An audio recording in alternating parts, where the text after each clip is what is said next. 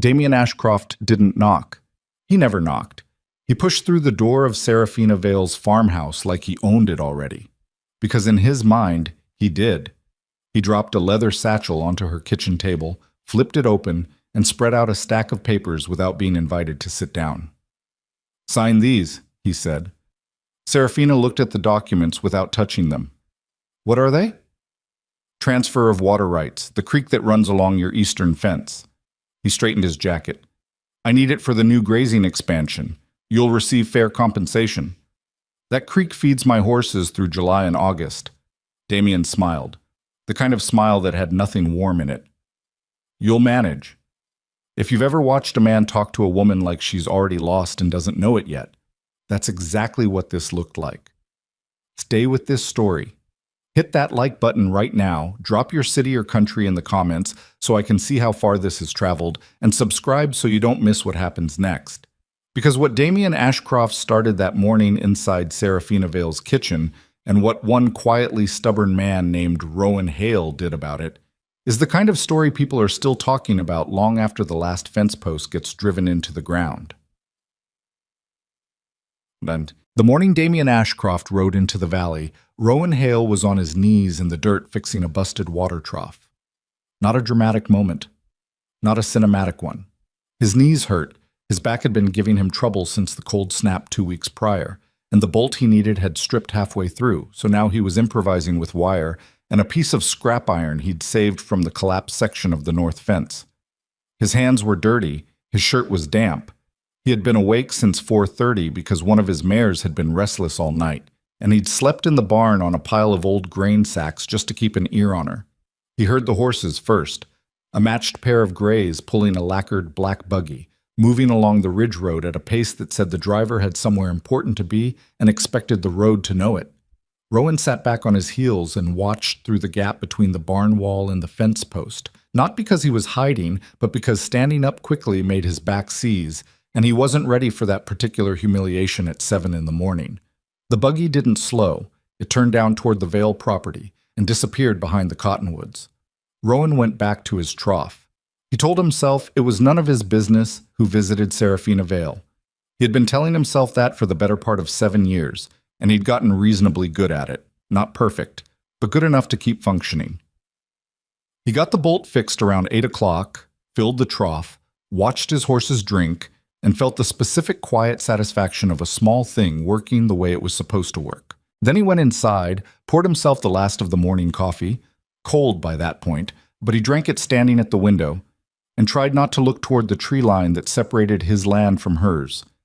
He looked anyway. The buggy was still there. Seraphina Vale had grown up on that land, and every inch of it showed in the way she moved across it. She knew which boards on the porch creaked, which gate latched crooked, where the ground went soft after rain and where it stayed firm even in a wet spring. She knew the smell of the creek in July and the particular silence that settled over the east pasture on cold mornings before the horses woke fully. The land wasn't just property to her. It was a record of her life, her parents' lives before hers, and she felt the weight of that on good days and bad ones. She was 32 years old and had been running the ranch alone for 3 years, since her father's health had given out, and her mother had followed 6 months after that. She didn't talk about that period much. She'd learned to pack grief into the same place she packed everything else that couldn't be dealt with in the middle of a working day, which was most of the important things. When Damien Ashcroft knocked on her door that morning, she would later correct people who assumed he hadn't knocked, because he had twice. Though it was the kind of knock that expected the door to simply open, she was in the middle of reviewing her feed ledger and was not in the mood for company. She opened the door anyway. He was taller than she remembered from the one time she'd seen him at the Callaway auction 2 summers back. He wore a coat that cost more than most men in the valley earned in a month, and his boots were clean in a way that suggested he hadn't walked far in them. "Miss Vale," he said, and his voice carried that particular quality of a man who had decided the conversation was already going well. "I hope I'm not interrupting." "You are," she said pleasantly. "Come in." She offered coffee because her mother had raised her to offer coffee, regardless of how she felt about the person standing in her kitchen, and she listened while Damien Ashcroft spread his papers across her table and explained what he wanted. Water rights, the Eastern Creek, fair compensation. She looked at the papers and felt something go very still inside her. "Mr. Ashcroft," she said, "that creek is the reason my horses survived the summer. You could pipe water from the well." "I could," she agreed. "That would cost money I don't have and time I can't spare." He smiled at her, and she noticed that the smile didn't really engage his eyes. They stayed exactly as calculated as they'd been before the smile arrived. "Miss Vale, I'm prepared to offer you a price that would more than cover any infrastructure costs. This is a business arrangement, not a hardship." "It's a hardship if I sign it," she said. The smile stayed. "Think about it," he said, folding the papers and sliding them back into the satchel. He left them on her table anyway. "I'll be in the valley through the end of the month. I'm staying at the Callaway Ranch. You know where to find me." He stood, buttoned his coat, and looked at her the way men sometimes looked at things they had already decided they would acquire, with a patience that had nothing patient about it. "You have a remarkable property," he said. "It has real potential. With the right partnership, business or otherwise, it could become something exceptional." She held the door open for him. "Thank you for coming by, Mr. Ashcroft." After he left, she stood at her kitchen window and watched his buggy move back up the ridge road, and she thought about the creek, and about the summer her father had dug the channel by hand to redirect the water flow, and about the way the horses crowded the bank in August when everything else dried out. Then she put on her coat and walked next door. Rowan was splitting wood when she came through the gate, and he knew from the particular way she was walking, fast, but with that tight-shouldered quality she got when something had settled wrong in her chest, that the morning hadn't gone the way she'd wanted. He set down the axe. "Bad visitor?" he said. "Damien Ashcroft," she said. He'd heard the name. Everyone in the valley had heard the name by then. The cattle baron from the Eastern Territories, the man who'd bought up 3 struggling ranches along the Mineral Creek corridor in the past 2 years. Rowan had listened to the talk at the feed store without saying much because he'd learned that men who expanded that fast were usually building with someone else's foundation. What did he want? "My water rights, Eastern Creek." Rowan was quiet for a moment. He picked up the axe, set another log on the block, and split it. "What did you say?" "I said no. He left the papers anyway." "Of course he did." He split another log. "He'll be back." "I know." She sat down on the stack of split wood, not gracefully, just dropped down onto it like her legs had decided to stop cooperating, and pressed her hands against her knees. Rowan had known her long enough to recognize when she was working something out in her head and when she needed to say it out loud. He waited. He also implied, she said, that there was a non-business version of the arrangement available. Rowan's hands stopped. He set the axe down very carefully. "Did he?" "He was subtle about it," she said, "but not that subtle." Rowan looked at the wood. He looked at the tree line. He looked at the ground. He was doing the thing he did when he was angry and was actively choosing not to be the kind of man who let anger run ahead of sense, which was a process that sometimes took a visible moment. "Sarah," he said. "I'm fine," she said. I'm not scared of him. I just needed to walk somewhere." "Okay. And you were the nearest somewhere." "I'm aware of my function," he said, and she laughed. A short, real laugh, the kind that cost something to let out when you were tense, and the sound of it settled something in the air between them. He went back to splitting wood. She sat there. After a while she got up and started stacking what he split, which she did sometimes without asking permission, and which he had long since stopped pretending was unusual. They worked like that for an hour, not talking much, just moving together in the rhythm they'd developed over years of working the same stretch of land in different configurations. Rowan Hale had come to Black Ridge 9 years ago with a horse, a bedroll, $200, and no particular plan beyond not being where he'd come from. He'd hired on with old Theodore Vale, Seraphina's father, for 2 seasons, saved his wages, and bought the adjacent parcel when old Marcus Finch had finally given up trying to run cattle on land that wanted to grow sage instead. The house had been barely standing. He'd fixed it board by board, spending winters on the structure and summers on the land, until he had something that functioned. He was not wealthy. He was not struggling either. not like some. He ran 40 head of decent cattle, kept 6 horses, had a kitchen garden that did better some years than others, and paid his bills before they were due. He didn't owe anyone money, which in this territory counted for more than most people admitted out loud. He was 35 years old and had been in love with Serafina Vale for close to 7 of those years, and had never said a word about it. This wasn't cowardice, or not only cowardice, it was a particular kind of logic that made complete sense when he was alone at night and almost none at all in the daylight, but which he had managed to sustain through sheer stubbornness. The logic went like this. Serafina Vale was exceptional. She was intelligent and capable, and she had been educated in ways he hadn't, and she was beautiful in a way that stopped strangers in the street. And she had options, real ones, the kind that arrived in lacquered buggies and offered futures that didn't involve cold winters and stripped bolts and 40 head of cattle that were good but not remarkable. If he told her how he felt, he would be asking her to measure him against those options, and he already knew the result of that comparison, and knowing the result in advance felt better than hearing it out loud. Or so he told himself. The problem with that logic, the place where it quietly fell apart, was that Serafina kept showing up. She showed up when he was mending the north fence and brought him coffee in a tin cup and stayed for 3 hours, helping pull wire because she said she'd been meaning to check the boundary line anyway. She showed up when his best dog got into a porcupine at midnight and he was alone in the barn trying to pull quills with tweezers by lantern light, and she knocked on his door at 1 in the morning because she'd heard the yelping from her place. She showed up during the spring flood when his lower pasture went underwater, and she came with rope and boards and her own 2 horses, and they worked for 2 days straight until the drainage channels were clear. She kept showing up, and he kept finding reasons why that meant nothing romantic, and only showed what a good neighbor she was. He was not a stupid man. He knew, somewhere in the part of himself that he didn't examine closely, that the reasons he constructed were scaffolding, not structure. But they held up well enough that he could go on living next door to her and chopping wood, and pretending the most important thing about his mornings was the mending list, and not the sound of her coming through the gate. 3 days after Damien Ashcroft's first visit, he came back. Rowan didn't see it directly this time. He heard about it from Fletcher Moss, who ran the supply store in town, and who had been in the feed store at the same time as 2 of Ashcroft's hired men, who had been talking about their employer's plans with the particular looseness of men who assumed the people around them were furniture. "He's after more than water rights," Fletcher said, leaning on the counter with the tone of a man delivering news he had some investment in. "Word is he wants to absorb the whole Vale property into his eastern corridor.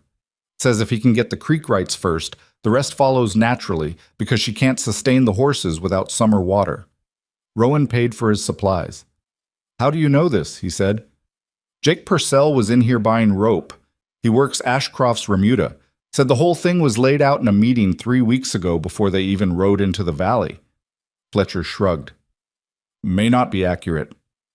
"May not be," Rowan agreed. He loaded his wagon and drove home and unhitched the horses and put them in the pasture and stood at the fence for a long time, looking at the cottonwoods that marked the line between his land and Serafina's. Then he did something he almost never did, which was walk over to her place without a reason. She was in the barn when he got there. He found her standing at the far end of the aisle with one of her mares, running her hand down the horse's leg, with the focused expression she got when she was thinking about something other than what she was touching. "Sarah." She looked up. "You got a minute?" "I've got several," she said. "What's wrong?" He told her what Fletcher had said. He gave it to her straight, no softening, because she was not a woman who needed things softened, and treating her like one was a specific kind of disrespect he'd always tried to avoid. She listened without interrupting. When he finished, she was quiet for a moment, still running her hand along the mare's leg, though she wasn't really checking anything anymore. "So it's not just the creek," she said. "Probably not. He wants the whole property." "That's what the man said." She straightened up. There was a look on her face that he recognized, not fear exactly, and not anger yet either. It was the look she got when she was taking the actual dimensions of a problem before deciding how to feel about it. "What do I do?" she said. "Don't sign anything," he said. "Not the water rights, not anything else. And get someone to look at your deeds. Make sure everything is recorded correctly with the territorial office." You think there's an issue with my deeds? I think men who plan 3 moves ahead like this usually find one if there isn't one already. He leaned against the stall door. When did your father last have someone review the property documents? She thought about it. Before he got sick, maybe 6 years ago? Might be worth doing again. She nodded. Do you know anyone? Henry Briggs in Millerton. He's honest, which is rarer than you'd think for a land attorney. She was looking at him with an expression he couldn't quite categorize, which wasn't unusual.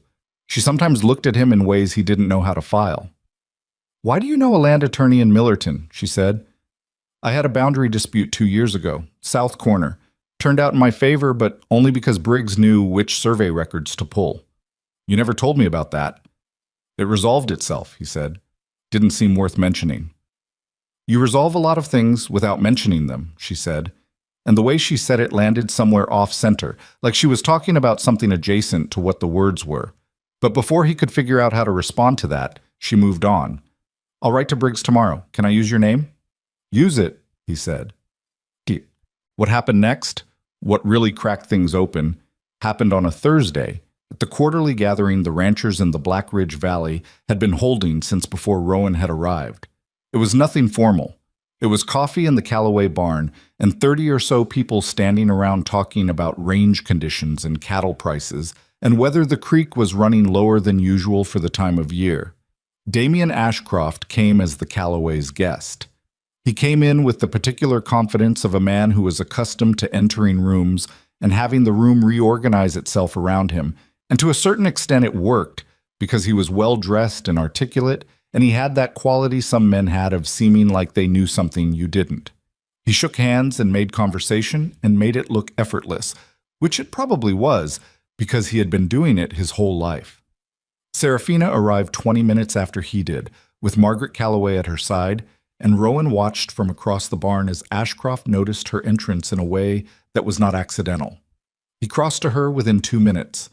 Rowan stayed where he was, talking to Bill Hartman about the state of the eastern grazing land, but most of his attention was tracking the conversation happening 40 feet away, which he could not hear but could read in outline.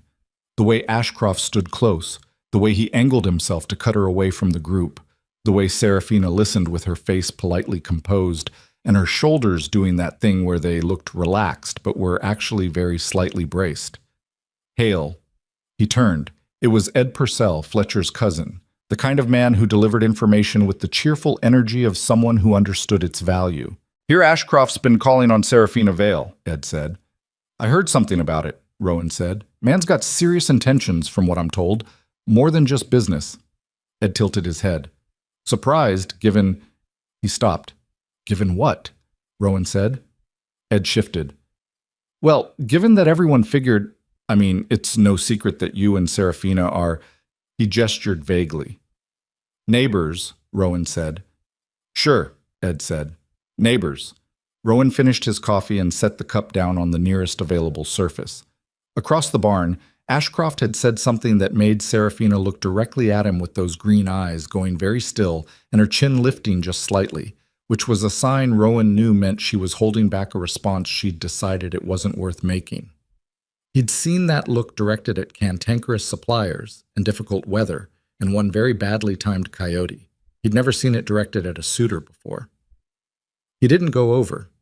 He stood where he was and told himself it wasn't his place, but after the gathering broke up and people were filtering out, he found himself walking beside Serafina toward the Callaway gate, and she said without looking at him, He offered to buy the whole ranch. Rowan said nothing. Not just the water rights, the whole property. Said he'd let me stay on to manage the horses.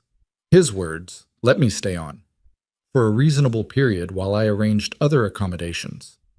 The cold that came into Rowan's chest at that was specific and clear. What did you say? I said I needed time to think about it, she said. He looked at her. Because I didn't trust what I was about to say to him in someone else's barn, she added, and something in the tension of her jaw told him that what she'd almost said had not been polite. Good call, he said. I thought so. They walked another 20 steps in silence. Rowan, she said. Yeah. Am I foolish for not considering it? He stopped walking. She stopped too. and turned to look at him, and the evening light was doing something particular with the shadows across her face. And he had this moment, one of the several hundred he'd accumulated over 7 years, where the thing he actually felt came very close to the surface before he pushed it back down. "You're not foolish," he said. "That ranch is yours. Your father's hands are in every fence post on that property." She looked at him for a long moment. "Okay," she said. "Then, thank you." "For what?" "For saying the thing I already knew but needed to hear from someone who wasn't me." He nodded. They started walking again. He didn't say the other thing, the thing underneath the thing he'd said, because he had 6 years of practice not saying it, and one evening outside the Callaway barn didn't change the math. What? What changed the math was what happened 2 weeks later. Henry Briggs wrote back. The letter arrived on a Tuesday, and Serafina brought it over to Rowan's kitchen table still sealed, which she'd never done before. Usually she dealt with her own correspondence at her own place. But she sat down across from him, broke the seal, and read it with her face doing very little, which meant it was doing everything internally. "There's a lien," she said. "My father took a loan 12 years ago from a private creditor. It was paid back, but there's a discrepancy in the recording. The territorial office has the payoff recorded, but the lien itself was never formally discharged on the deed." Rowan felt a particular cold again. "Briggs says it's fixable," she continued, "but it requires documentation, the original loan agreement, the payoff receipt, a letter from the creditor confirming satisfaction. And the creditor," she looked up from the page, "is listed as an entity called Ashcroft Land Holdings." The silence in the kitchen was complete. "Sarah," Rowan said. "He bought the debt," she said. Her voice was steady, but her hands were not quite steady, and he noticed that specifically because she was someone whose hands were almost always steady. "He found my father's old loan somewhere, bought the debt, and never disclosed it when he came to the house with his water rights papers." "He was waiting," Rowan said.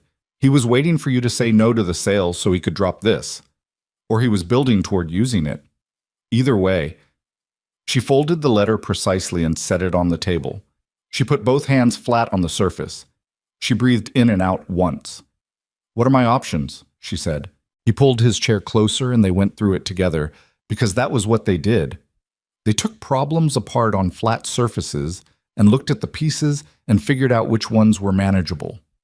He wasn't a land attorney, but he understood property, and he understood what this kind of move usually looked like, and he said what he thought and let her push back where she disagreed, which she did twice, and both times she was right, and he told her so. By the time the candle on the table had burned down 2 inches, they had a list. Write to Briggs with full authorization to act. Pull every record from the territorial office going back 15 years. Contact the county recorder directly. Find out who held the original loan before Ashcroft acquired it and whether the acquisition had been properly disclosed. And Rowan's suggestion, the one she'd pushed back on first and then agreed to, talk to the other ranchers, the ones who'd sold to Ashcroft in the past 2 years. Find out whether this was a pattern. "He'll know we're looking," she said. "Let him know," Rowan said. She looked at him across the candlelight. "You sound angry," she said. "I am angry," he said. "You don't usually say that." "It's usually less useful," he said. "Right now, it's accurate." She almost smiled. Not quite, but almost. "Thank you," she said. Again. "Sarah, I know," she said. "You're just being a neighbor." He opened his mouth and closed it again. She picked up the letter, tucked it into her coat, and stood up. "I'll write to Briggs in the morning. I should get back before full dark." He walked her to the gate.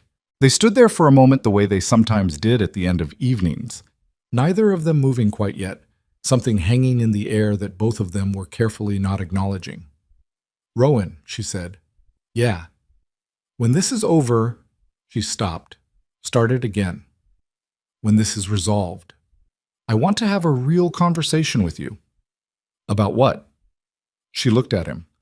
The look she gave him was the one he could never file correctly, the one that seemed to be answering a question he hadn't asked. "About something I've been patient about for a very long time," she said. And then she went through the gate and walked across the dark field toward her house, and Rowan stood at the fence with his hand on the post and the evening air cold around him, and he thought about what she'd said, and turned it over, and then, because he was who he was, told himself she probably meant something practical. He was wrong. He knew he was wrong even as he thought it. But he walked back to the house anyway, and started his list for the next morning, and tried to be the kind of man who dealt with the problems directly in front of him. The problem was that the problem directly in front of him had started 7 years ago, and had nothing to do with land records. He went to bed that night knowing he wouldn't sleep well, and he was right.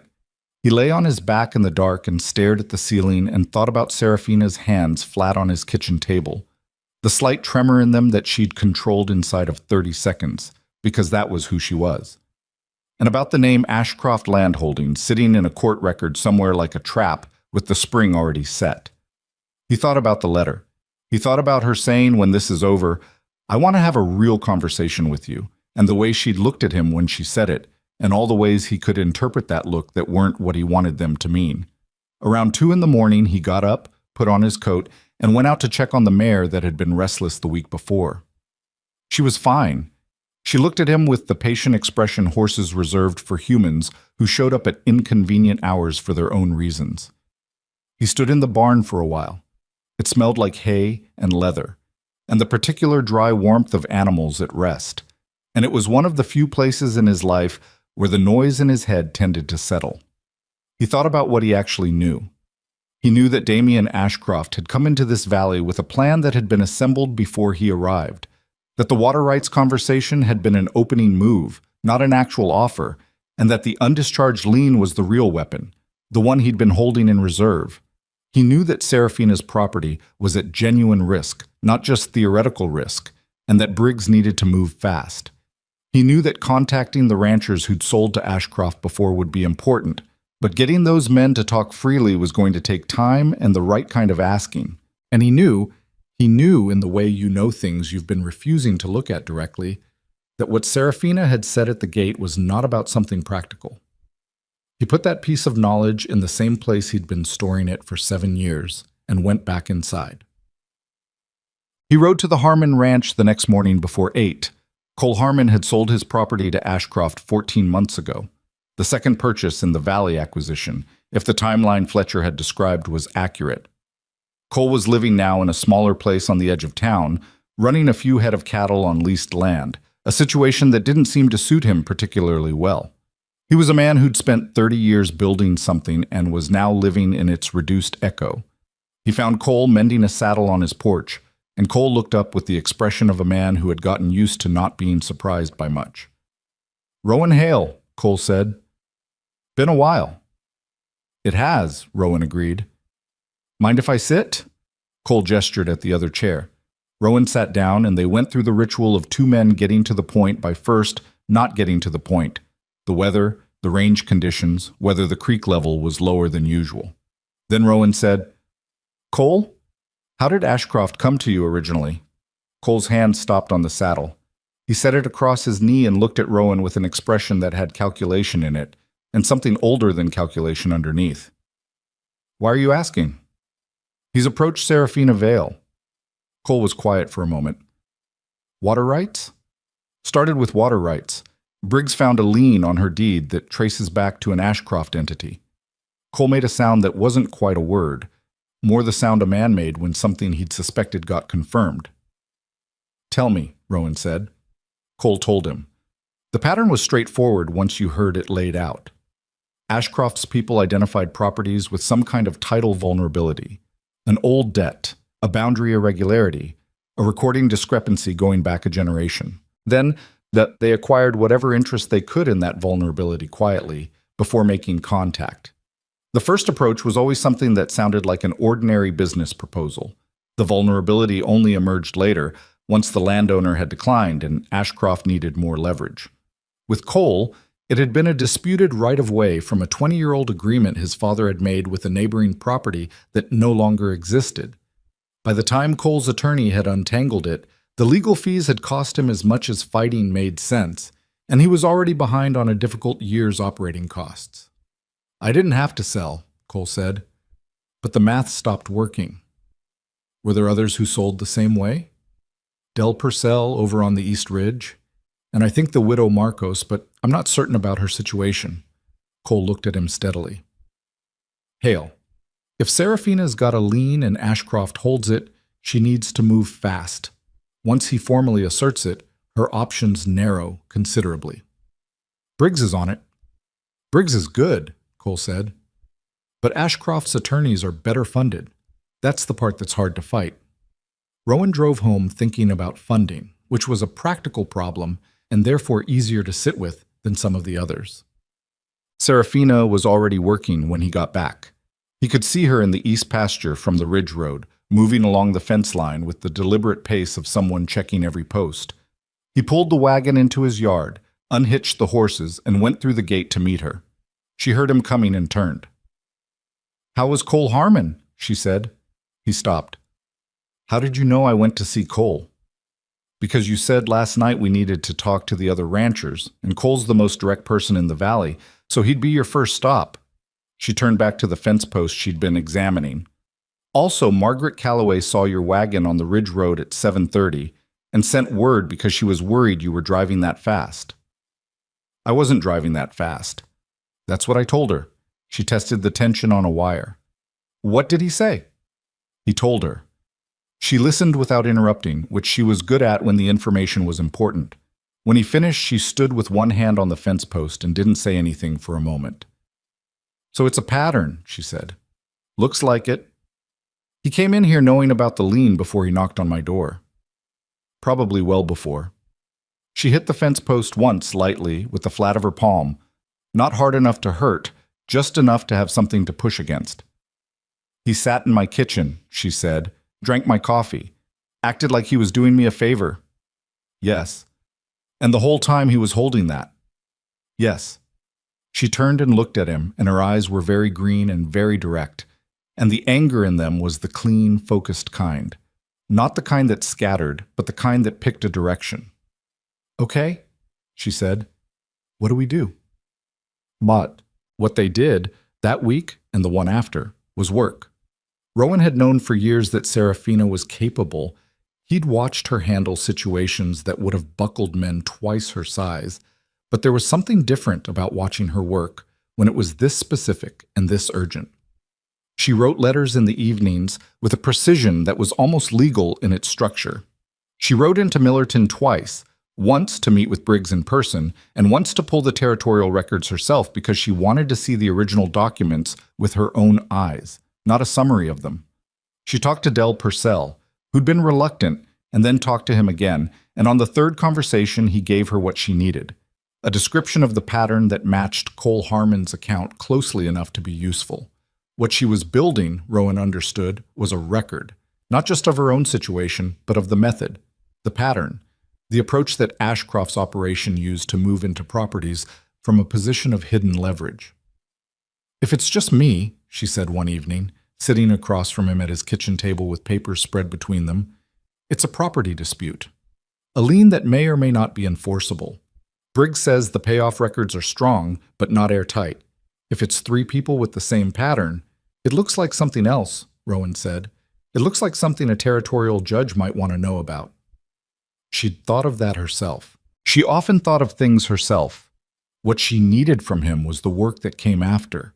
Hauling boards, checking fence line, riding to Cole Harmon's at 7:30 in the morning, and the specific quality of presence he'd always provided without being able to name it exactly, which was that he didn't tell her she was wrong when she wasn't wrong, and didn't tell her everything would be fine when he didn't know that it would. He wondered, sometimes those weeks, whether that was enough to be. The practical man. The useful neighbor. He wondered whether 7 years of showing up had amounted to something she valued, or whether he was a good tool she'd gotten used to having nearby. He didn't ask. That conversation was for after, she'd said, and he was holding himself to that division, whether it made sense or not. But Ashcroft came back on a Wednesday. He didn't come to Serafina's door this time. He came to Rowan's. Rowan was in the yard when the buggy came through the main gate. Not hiding this time, just working, repairing a hinge on the barn door. He set down the screwdriver and waited. Ashcroft climbed down from the buggy with the unhurried quality of a man who had timed his arrival deliberately. He looked at the barn, the house, the fencing, the comprehensive assessment of a man calculating acreage and condition. "Mr. Hale," he said. "Hope I'm not interrupting." "You are," Rowan said. "What can I do for you?" Ashcroft smiled at that, a brief, acknowledging smile that had some genuine quality to it, like he appreciated directness even when he didn't practice it himself. He stopped a few feet away and put his hands in his coat pockets. "I'll be honest with you," Ashcroft said. "I'd appreciate that," Rowan said. "I know you've been talking to Cole Harmon and Del Purcell. I know Miss Vale has retained Henry Briggs. I know she's pulled records from the territorial office." He paused.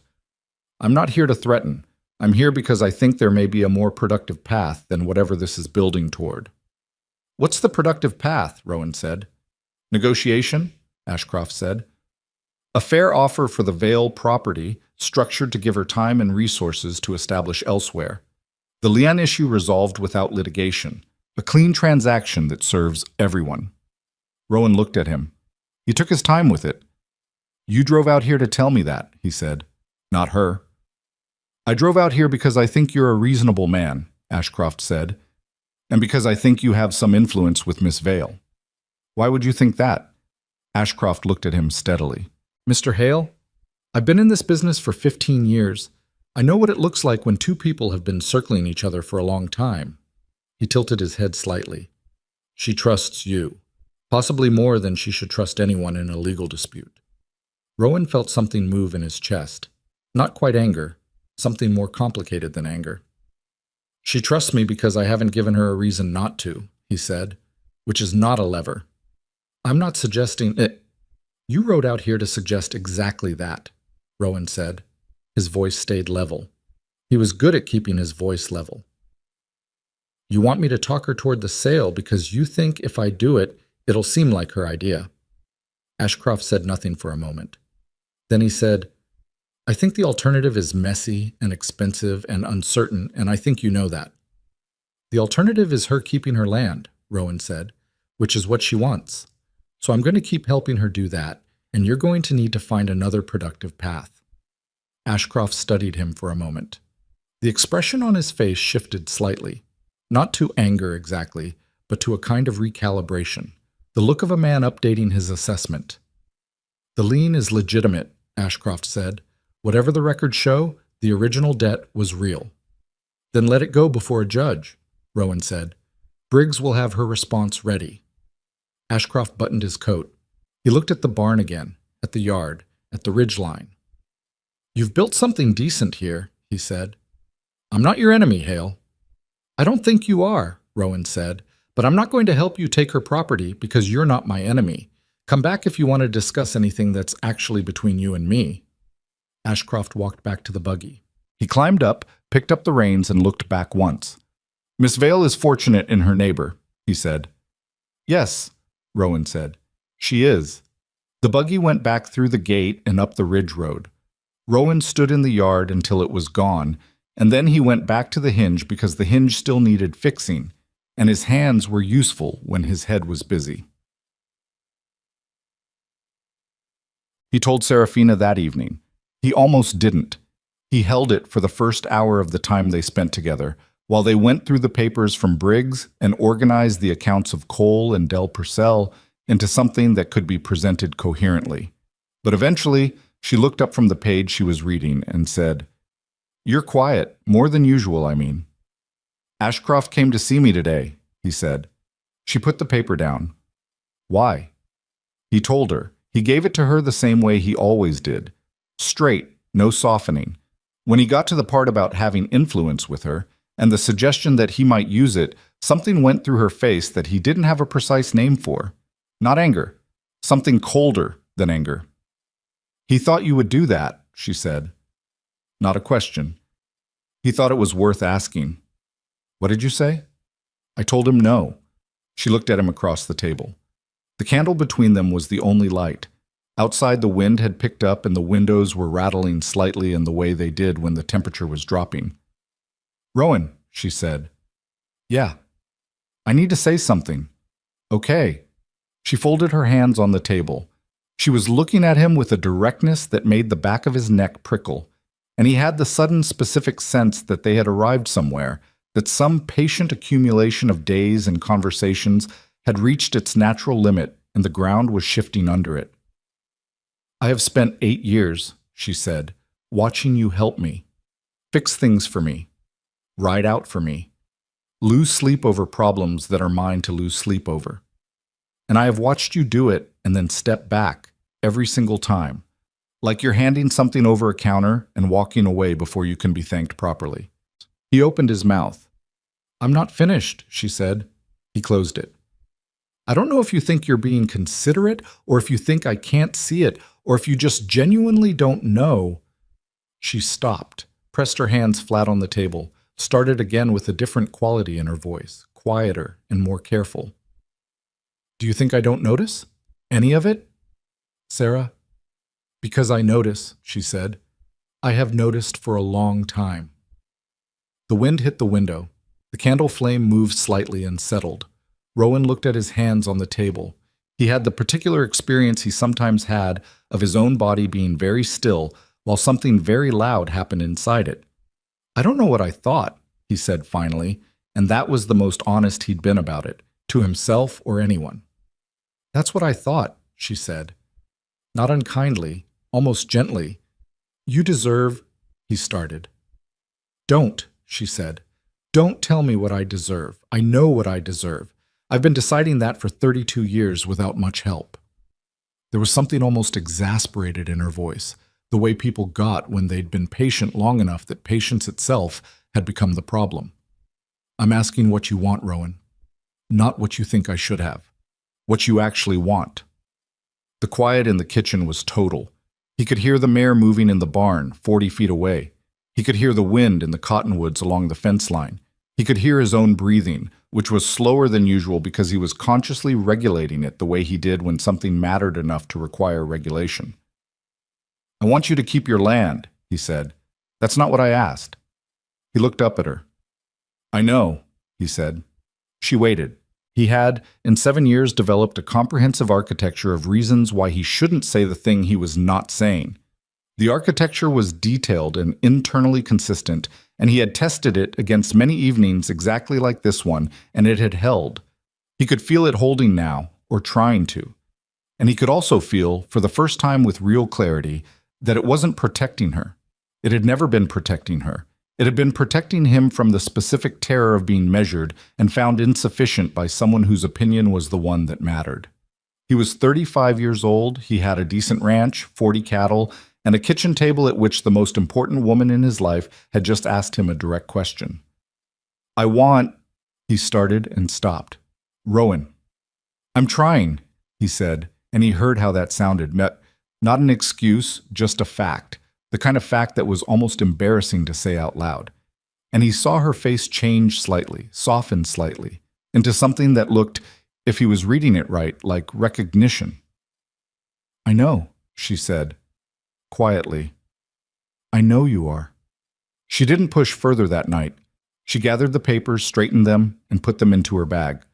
She stood up and put on her coat and said she'd ride to Millerton in the morning to meet Briggs again, and would he be available in the afternoon to go over whatever came back. He said yes. She walked to the door.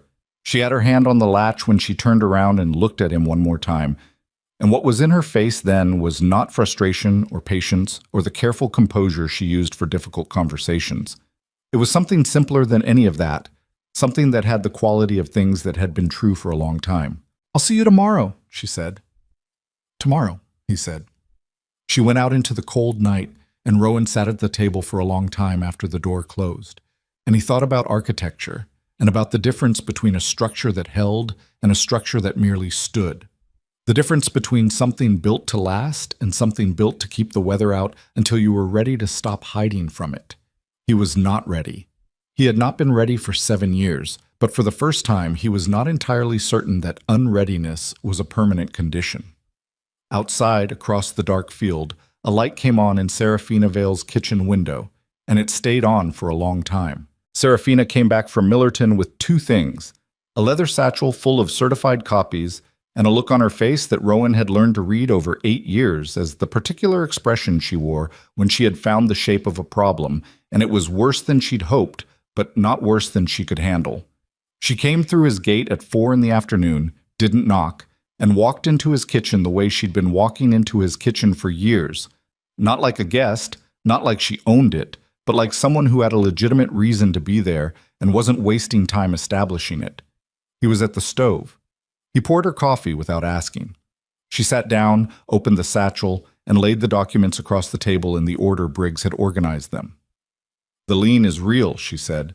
"The original loan was made to my father 12 years ago by a man named Gerald Potts, a private creditor out of Millerton.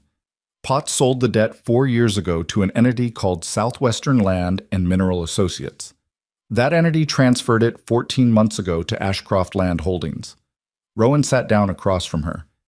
"He's been planning this for over a year. At least, Briggs thinks the purchase of the Potts debt was deliberate, that Ashcroft's people were already looking at the valley and identified my property as a candidate before they acquired anything adjacent." "What's the payoff situation?" "The payoff happened 10 years ago. My father has a receipt. I found it in his papers, in the tin box he kept in the back of the hall closet." She pressed 2 fingers against the bridge of her nose for just a moment, the gesture she made when something had cost her something to get through. "He kept every piece of paper he ever signed, every one. I used to tease him about it." Rowan didn't say anything about that. He let it sit. "The receipt is signed by Potts and dated correctly," she continued. "The amount matches the original loan.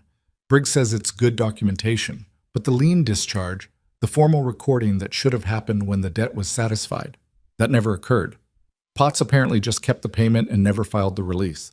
Whether that was negligence or intent, Briggs can't say. Does it matter which? It matters for some arguments and not others." She looked up at him. "Briggs is drafting a petition to the territorial court to compel discharge based on the payoff evidence. But the timeline is uncertain. Could be 6 weeks, could be 3 months. It depends on the judge and whether Ashcroft's people contest it." "Will they contest it?" Briggs thinks probably yes. Not because they'll win, the payoff documentation is solid, but because dragging it out is itself useful to them. "If I'm tied up in proceedings, I can't operate the ranch normally. I can't make the improvements I need to make before winter, and the longer it goes, the more it costs."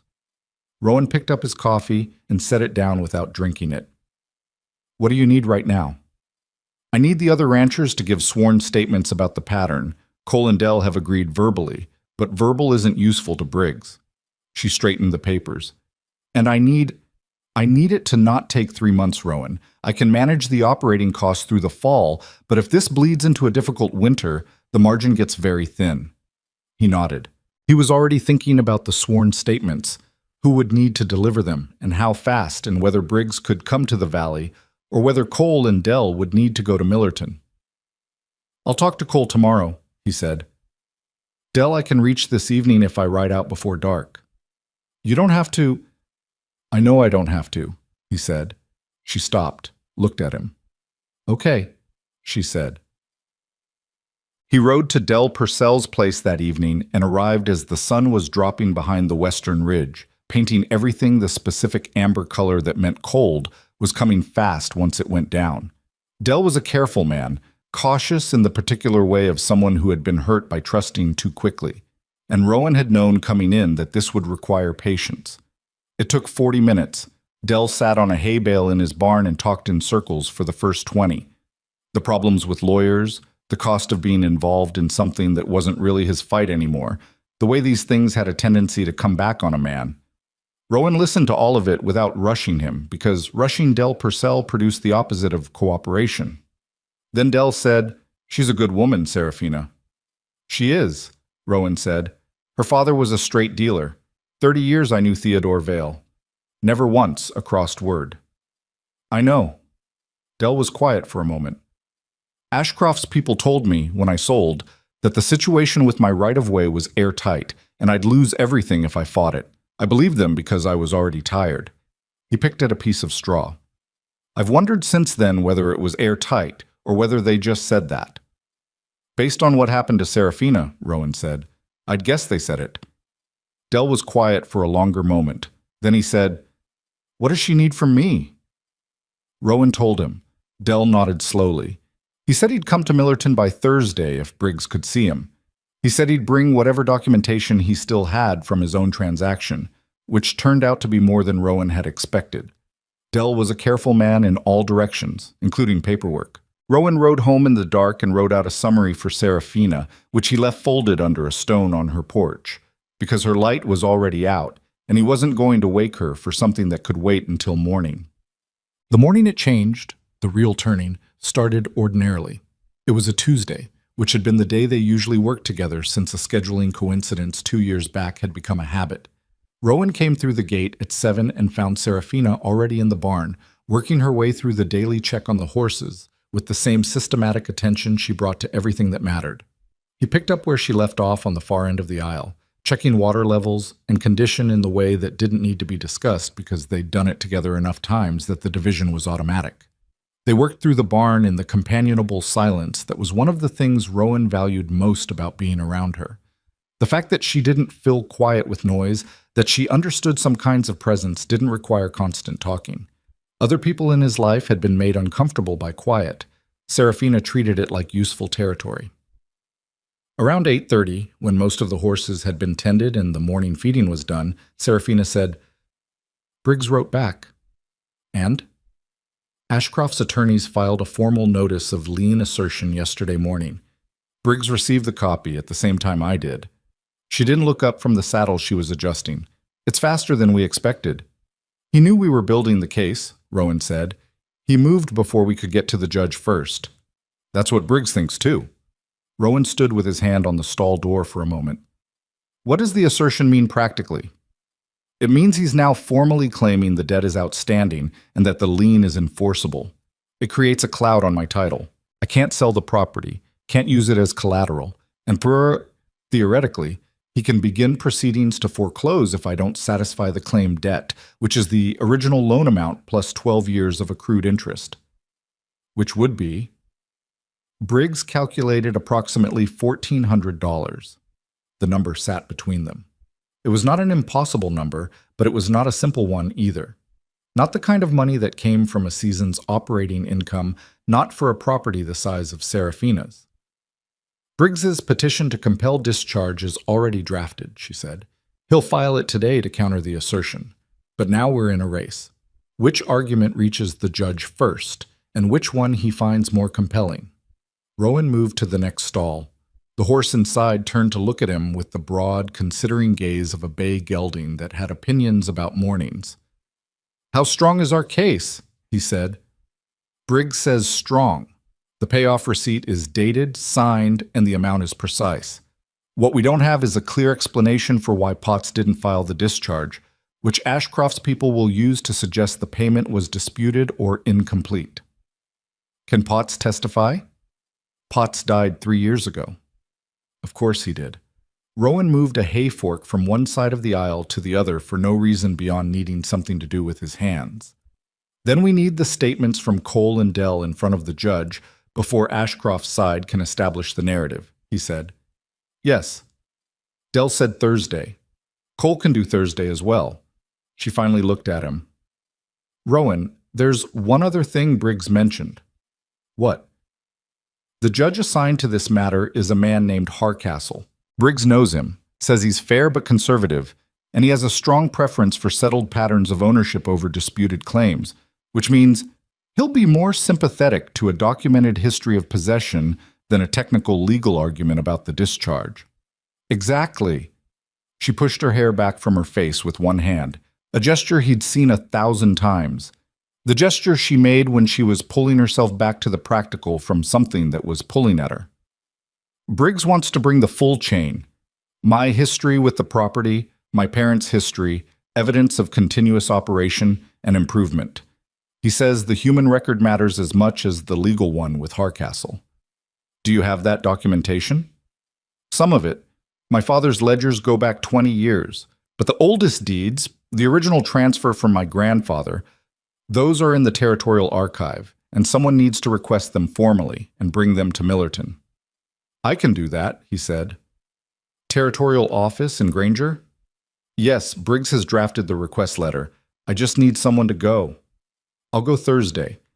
You go with Cole and Dell for the statements. I'll get the archive records and meet Briggs afterward. She looked at him. The barn was full of morning light by then, coming through the boards in the particular slatted way it came through old wood, laying bars of gold across the hay-covered floor. The horses were quiet. Outside, a bird was making an argument with another bird about something in the cottonwoods. "Why do you do this?" she said. He thought she meant the errand. He started to answer practically. "No," she said. "Not the specific thing. I mean, in general. You do this over and over. You pick up the part that needs doing and you do it without... You never..." She stopped. Started again. "Most people, when they help, they need you to see them doing it. They need the acknowledgement. You just do it and go back to your own fence and wait for the next thing." He didn't know what to say to that. "I'm not complaining," she said quickly. That's not what I'm doing. I'm trying to understand something." "Understand what?" She turned to face him fully. She was wearing her work coat, the brown one with the frayed left cuff that she'd been meaning to repair for 2 years. Her hair was pulled back but coming loose on one side. She had a smear of something, saddle oil probably, on her right wrist.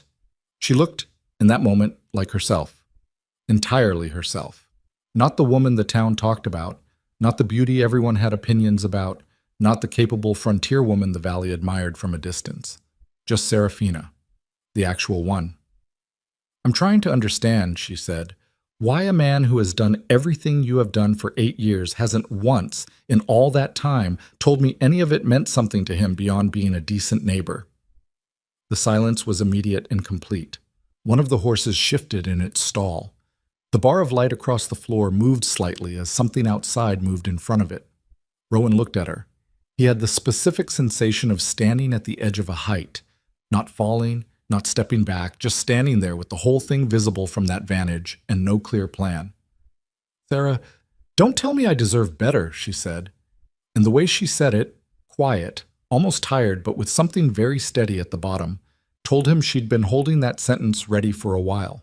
"You said that the other night and you stopped yourself, but I could see where you were going. Don't go there." "You do deserve better," he said. "That's not an insult. That's just..." "Then what?" she said. "Better than you?" He didn't answer. "Rowan." She took 2 steps toward him, not close enough to touch, but close enough that he was aware of the distance in a physical way.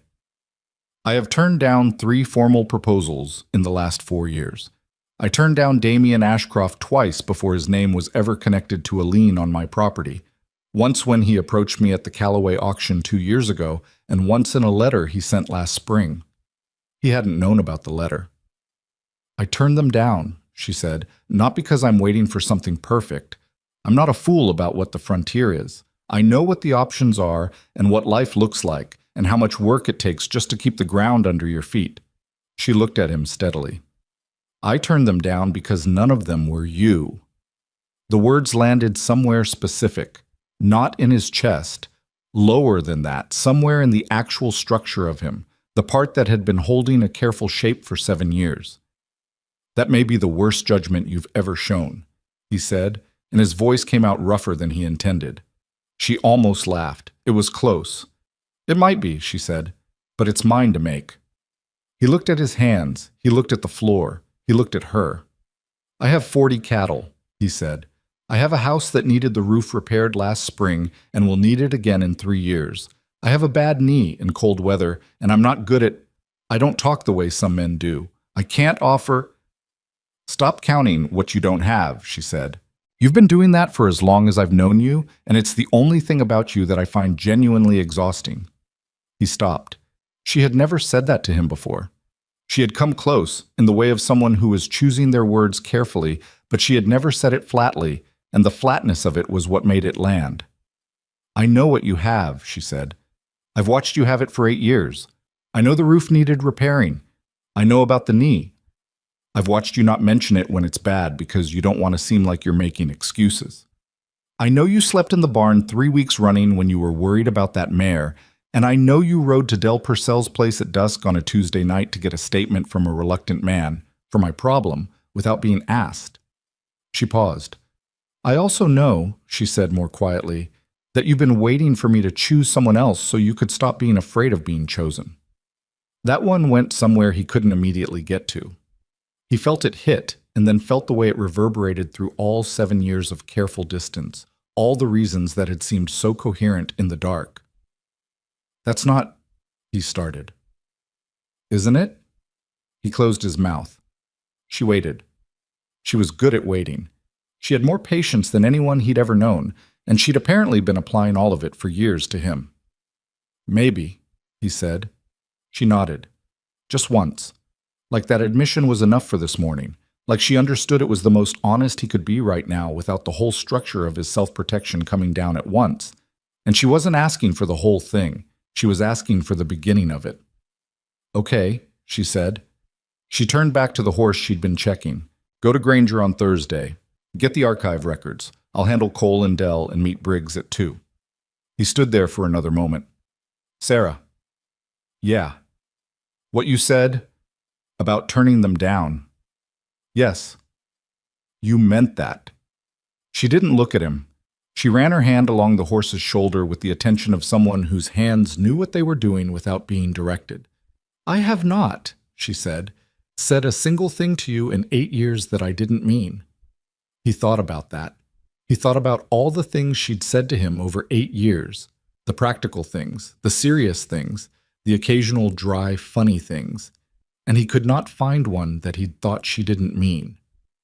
Which meant he had known for 8 years and had chosen the interpretation that kept him safely on the other side of the fence. He went back to work. They finished the barn in the same quiet they'd started it, but the quiet had a different quality now. Not the absence of something, but the presence of something that had been unnamed for a very long time and had been given, if not its full name, at least its first letter. Thursday came with a cold front moving through from the north, the kind that arrived fast and changed the feel of the air inside of an hour. Rowan hitched the wagon before 6 and drove the 40 miles to Granger with his collar up and his hands working to keep the horses steady on the ridge road where the wind came across the open stretch with particular force. The Territorial Archive Office was staffed by a man named August Creel, who moved through the filing room with the deliberate patience of someone who had been retrieving documents for decades and had made peace with the pace of it. Rowan gave him the request letter from Briggs. Creel read it, nodded, and disappeared into the stacks. He came back 30 minutes later with a folder. Rowan sat at the reading table and went through it.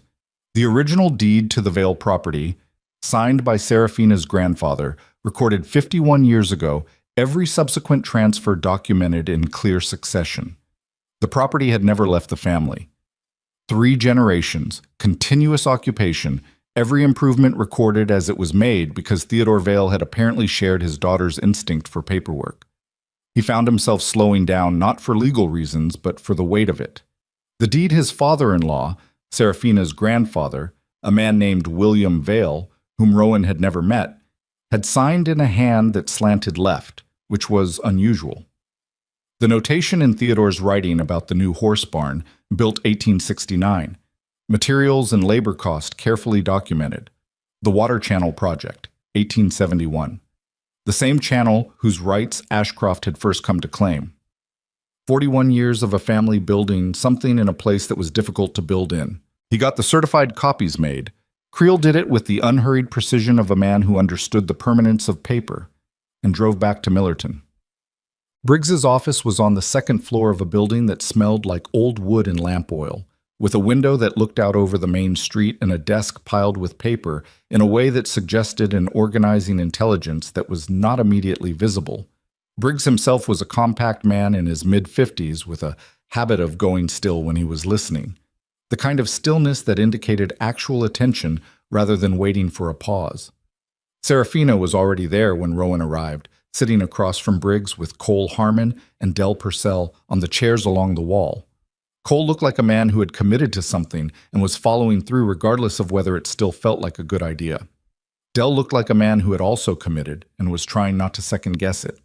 Rowan put the archive folder on Briggs's desk. Briggs opened it, scanned the contents, and nodded once with the quality of a man crossing something off a list.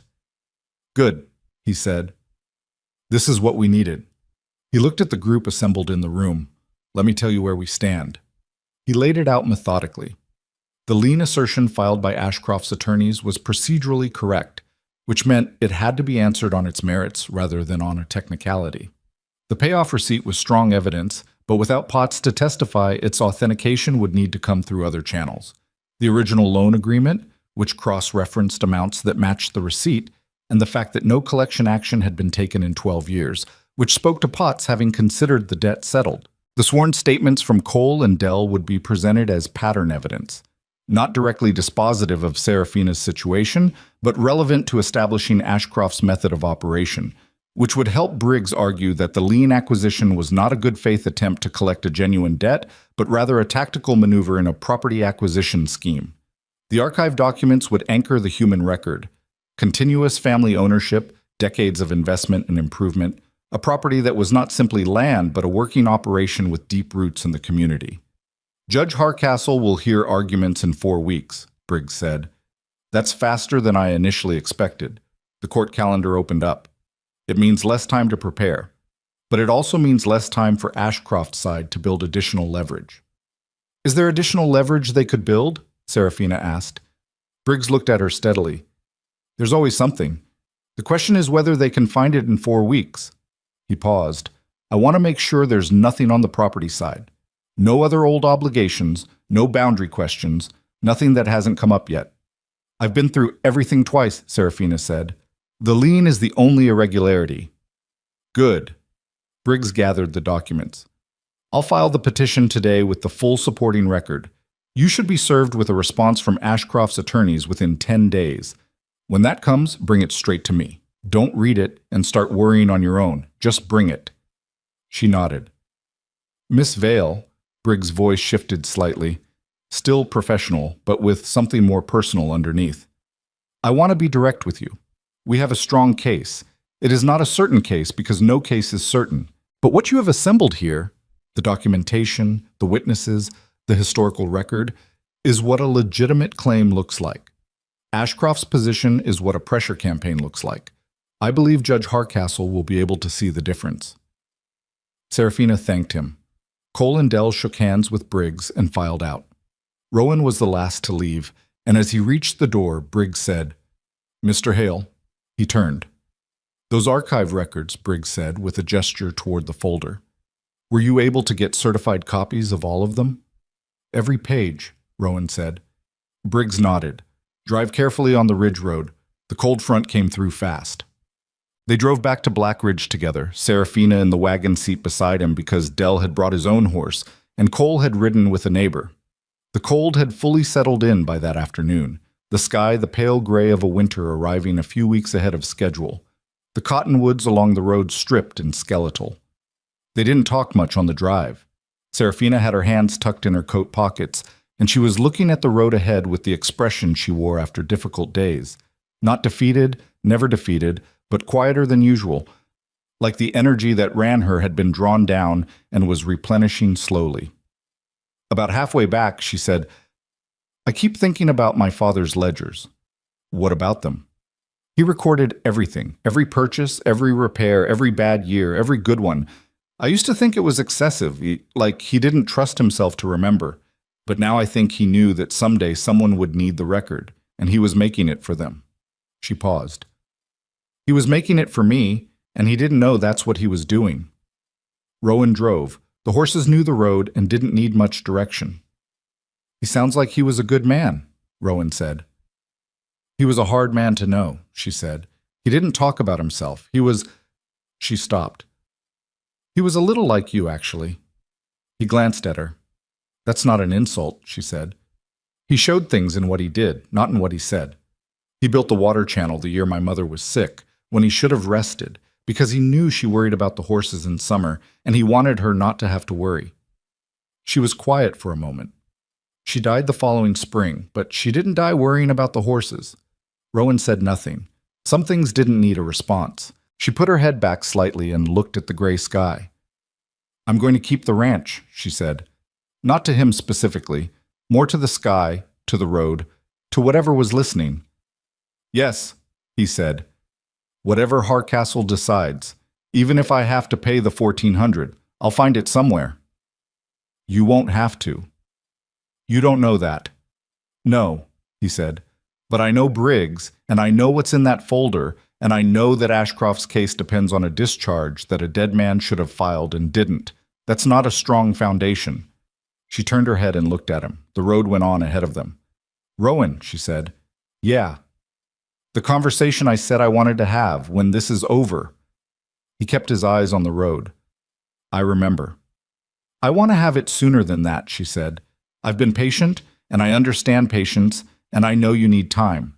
But I also know that waiting for the perfect moment is how people let years go by. He was quiet. I'm not asking you to have it now, she said.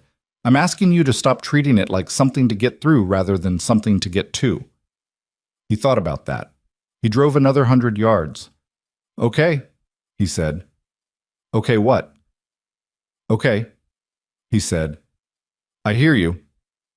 She looked at him for another moment, then she turned back to the road. It wasn't a declaration. It wasn't the barn floor moment she'd been building toward, or the open confession of 7 years of held feeling. It was one man telling one woman that the walls he'd built were not as permanent as he'd been insisting they were, and that he knew it, and that she wasn't wrong to say so. For the first time in 8 years, that felt like enough to be going on with. The wagon rolled on through the cold afternoon, and Black Ridge came up against the ridgeline ahead of them, and somewhere under all of it, under the legal case and the 4-week countdown and the undischarged lien and the things still unsaid, something that had been wound very tight for a very long time was beginning, slowly and with considerable resistance, to loosen. The response from Ashcroft's attorneys arrived 9 days later. Serafina brought it to Rowan's kitchen on a Thursday morning, still in the envelope, the same way she'd brought the Briggs letter weeks earlier, sealed, because she'd learned that opening difficult things alone at her own table and then carrying the weight of them across the field by herself was not a system that served her well anymore. Or maybe she'd always known it, and had finally stopped pretending otherwise. He was eating breakfast. He pushed the plate aside, and she sat down and they opened it together. It was 12 pages. Rowan was not a lawyer, but he had read enough land documents over the years to follow the structure, and what Ashcroft's attorneys had filed was thorough in the particular way of people who were very well funded and had done this before. The core argument was what Briggs had anticipated. The payoff receipt was characterized as a disputed internal record, unsupported by any third-party verification, and the lack of a formal discharge was presented not as Potts's negligence, but as evidence that the debt had never been fully satisfied to Potts's satisfaction. They introduced an affidavit from a man named Clive Mercer, described as Potts's former bookkeeper, who stated that to his recollection, the loan had been in ongoing dispute at the time of Potts's death. Serafina read that part twice. Mercer, she said, I've never heard that name. Potts had a bookkeeper in Millerton? My father dealt with Potts directly. As far as I know, it was always just Potts. She turned the page. I don't know how to verify whether Mercer is real or whether Ashcroft's people found a man willing to say what was useful. Briggs will know, Rowan said. Yes. She kept reading. The next section challenged the relevance of the Harmon and Purcell statements on the grounds that each property situation was legally distinct and that pattern evidence was inadmissible in a title dispute under territorial statute. Then came a counter-motion requesting that the petition to compel discharge be dismissed on procedural grounds, a technical argument about the filing format that Rowan didn't fully follow, but that had the feel of something designed to consume time and attention rather than win on merit. She finished on the last page and set it down. They're going to make it expensive, she said. That's what Cole said they did with him. I know. She looked at the papers. Briggs needs to see this today. I'll drive you. You don't need... He was already up, putting his plate in the wash basin. She watched him for a moment. You haven't finished your breakfast. I've eaten enough. She folded the papers and put them back in the envelope with the precise movement she used when she was controlling something internal and didn't want it visible. He got his coat. They went out to the wagon. Briggs read the response in 12 minutes flat, which Rowan suspected was faster than it looked because Briggs had clearly been expecting exactly this shape of document. He set it on the desk, clasped his hands, and looked at Serafina. The Mercer affidavit is the problem, he said. Can you challenge it? I can and I will, but challenging an affidavit requires either discrediting the witness or producing a counter-affidavit, and discrediting someone I know nothing about takes time I don't currently have. He picked up a pen and put it down again. What I need to know is whether there's anyone who had direct knowledge of the payoff transaction, someone who was present or who your father told about it, or who might have documentation of their own. Serafina thought. My mother knew about the loan, but she's gone. Anyone else? My father wasn't... She paused. He wasn't a man who talked about money with people. He considered it private. She looked at her hands. There was a woman who helped my mother in the house for a few years when I was young, Clara Weston. She was around during that period, but I don't know if she'd have any knowledge of the financial side. Do you know where she is? She moved to Harlow when she married. That would have been 20-some years ago. I don't know her married name. Briggs wrote something. Harlow is 40 miles east, small enough that a woman named Clara, who moved there from Black Ridge 20 years ago, might be findable. Might be, Serafina said. It's a thread, Briggs said. It may pull something or it may not. What else? The procedural motion, Rowan said. Briggs nodded. The filing format argument. It's technically incorrect. Our filing was proper, but responding to it costs time. I'll draft the response today. The judge won't dismiss on those grounds, but Ashcroft's side knows that. They're counting the days. He looked between them. 4 weeks becomes 3. The Mercer affidavit may prompt Hardcastle to request additional discovery, which could push the hearing. I want to be honest with you about the timeline. It is less certain than it was 10 days ago. Serafina sat very still. What do you need from me? Everything you can remember about that period. The year your father took the loan, who he spoke with, how he talked about pots. Any detail that might help me find a way around Mercer's statement. He opened a blank journal. And I need you to think hard about Harlow. She nodded. She spent the next hour in Briggs's office answering questions while Rowan sat along the wall and listened, because listening was what was needed and being useful sometimes looked like staying quiet. He watched her dig through memory with the same systematic patience she brought to the property ledgers, organized, precise, not rushing past the uncertain parts to get to the solid ones. What she gave Briggs wasn't a lot, but it was detailed.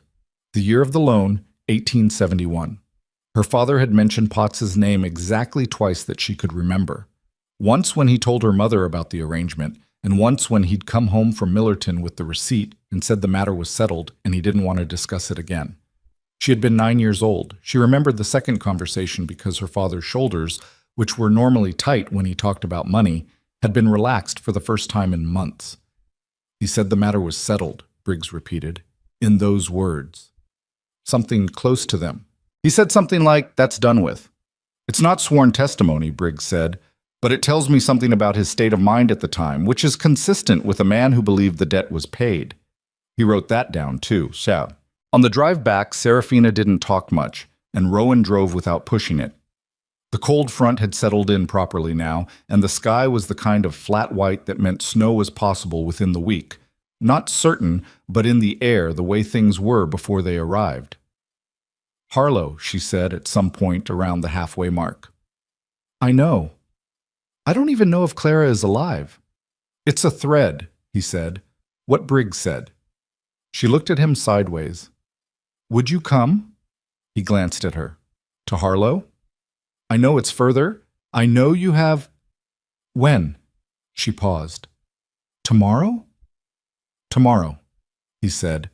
She turned back to the road ahead. After a moment, she said quietly, I keep asking you for things. You keep needing things done, he said. That's different. Is it? Yes, he said. Asking is when you want something you could manage without. Needing is when the situation actually requires it. He kept his eyes on the road. You don't ask for things you could manage without. I've noticed that. She didn't say anything for a while. Rowan, she said. Yeah. After Harlow. After the hearing, and after Briggs, and after all of this, she stopped. Let the road go by for a moment. I'm going to say what I've been saying in pieces, all at once, and you're going to have to actually respond to it, not just say okay. Not just say you hear me. He thought about what she was describing. He thought about the barn and the kitchen table and the wagon ride back from Millerton 3 days ago and all the accumulated pieces of what had been accumulating. "Okay," he said. "You just said okay." "I meant, I heard you. That one." Something crossed her face that was close to a smile and chose not to fully arrive. "Good enough," she said. Meet. Harlow was 43 miles east along a road that was decent in good weather and difficult in cold, and the next morning qualified as cold.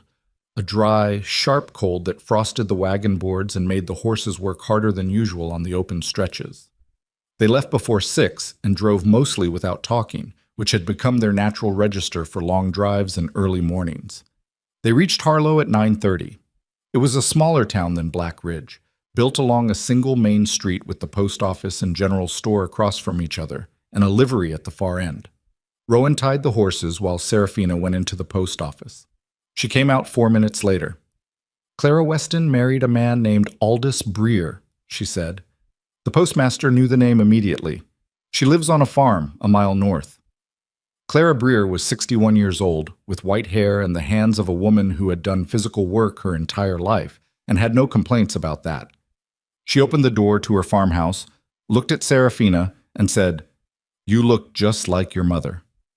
They sat at Clara's kitchen table and drank real coffee, which Clara made from actual ground beans rather than the chicory mixture most people in the valley used when the supply ran short, and Serafina explained what she needed.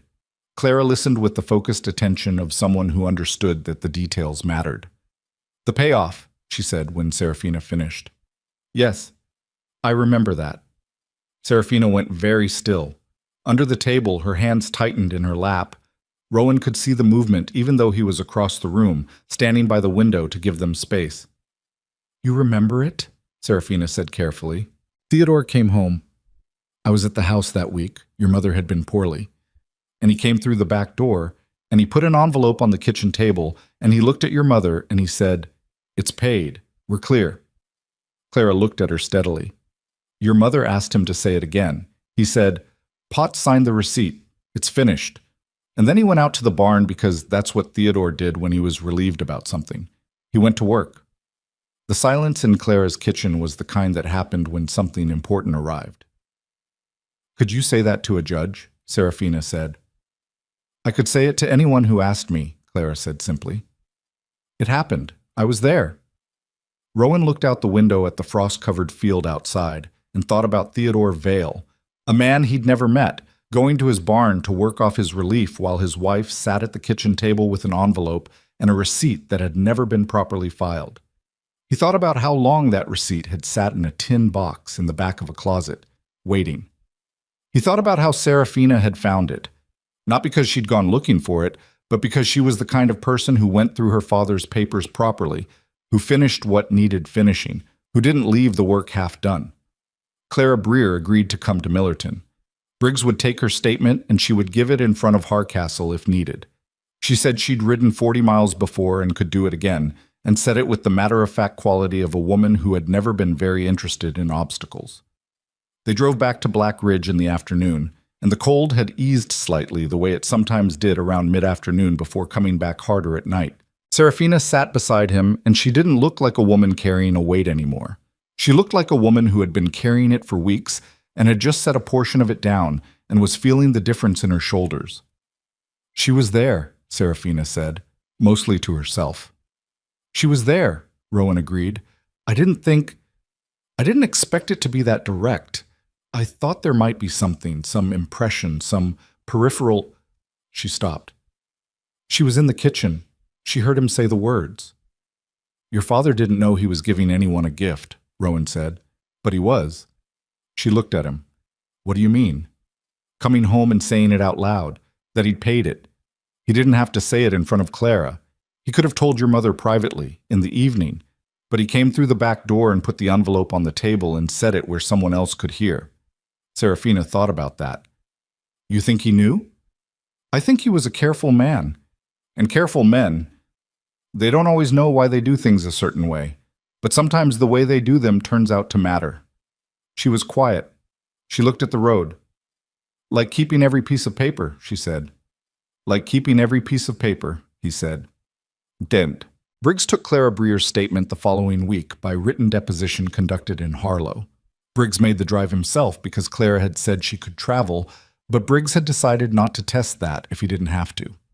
The statement came back clear and detailed, which Briggs said was the best kind. Not rehearsed, not overly precise, but human in the way that made it credible. He filed it as a counter to the Mercer affidavit. He also filed a challenge to Mercer's credentials. He'd found no record of a Clive Mercer having worked in any professional capacity for Gerald Potts in the territorial business directories, and while absence of record was not proof of fabrication, it raised questions that Ashcroft's attorneys would have to answer. The hearing was now 2 weeks out. It was in the intervening days that things got strange. Not dramatic strange, just the particular strangeness of waiting, the way time slowed down when something important was pending and you had done everything you could do and were now in the position of trusting the work to hold. Rowan found himself checking things that didn't need checking. He repaired fence posts that were structurally fine, which he was aware was a displacement activity, and did it anyway because his hands needed something. He drove to the supply store twice in 1 week for things he could have combined into one trip. Serafina worked. She always worked when she was waiting. It was her version of his fence posts. She threw herself into the pre-winter preparations with an energy that was slightly excessive for the season, getting things done that didn't strictly need doing until spring. She restacked the hay. She oiled every piece of leather tack in the barn. She rechecked the water channel that her father had built and that her grandfather had begun, walking the full length of it and noting every place where the rock lining had shifted or the banks had eroded. She came to Rowan's kitchen 4 evenings out of 7, which was more often than usual. She didn't explain it, and he didn't ask her to, because the explanation was obvious, and they were both aware of it. Waiting was easier with company, and he was her company, and that was a fact they had apparently decided to acknowledge in practice, even while the conversation that would name it formally was still pending. On the 6th evening, a Tuesday, which had been their day, which had now apparently expanded into most of the week, she sat at his kitchen table after dinner while he cleaned up, and she said, "Tell me something about yourself." He turned from the wash basin. "What kind of something?" "Something I don't know." He thought about that. That's a strange thing to ask someone after 8 years. "I know, that's why I'm asking." She had her hands wrapped around a coffee cup, and she was looking at him with the expression that meant she was curious in the actual way, not the social way. "I know the facts. I know where you're from, roughly. I know how you got here. I know what you do every day. But there are things you don't." She paused. "You don't volunteer things. You answer what you're asked, and that's all." He dried his hands on the cloth and came to sit across from her. "What do you want to know?" "Something that costs you something to say." He looked at her. That was a specific kind of request. "That's not a casual question," he said. "I know." He sat with it. He thought about his history, the parts of it that were easy to give, the years he'd spent farming his father's land in a place he'd eventually left without looking back, the 2 years hiring on before he bought the parcel, the slow process of building something from almost nothing. All of that was just fact. What cost something to say was different. "I made a mistake once," he said. "Early on. When I first bought the parcel." She waited. "There was a man named Harker who'd been farming the edge of the territory since before I arrived. He was having a bad year, 2 bad years in a row, actually. He came to me about a loan, not a bank loan, a private arrangement, neighbor to neighbor." Rowan looked at the table. "I said no." "Why?" "Because I didn't have much to spare, and I told myself I couldn't afford the risk." He paused. "That was true, but it wasn't the whole reason.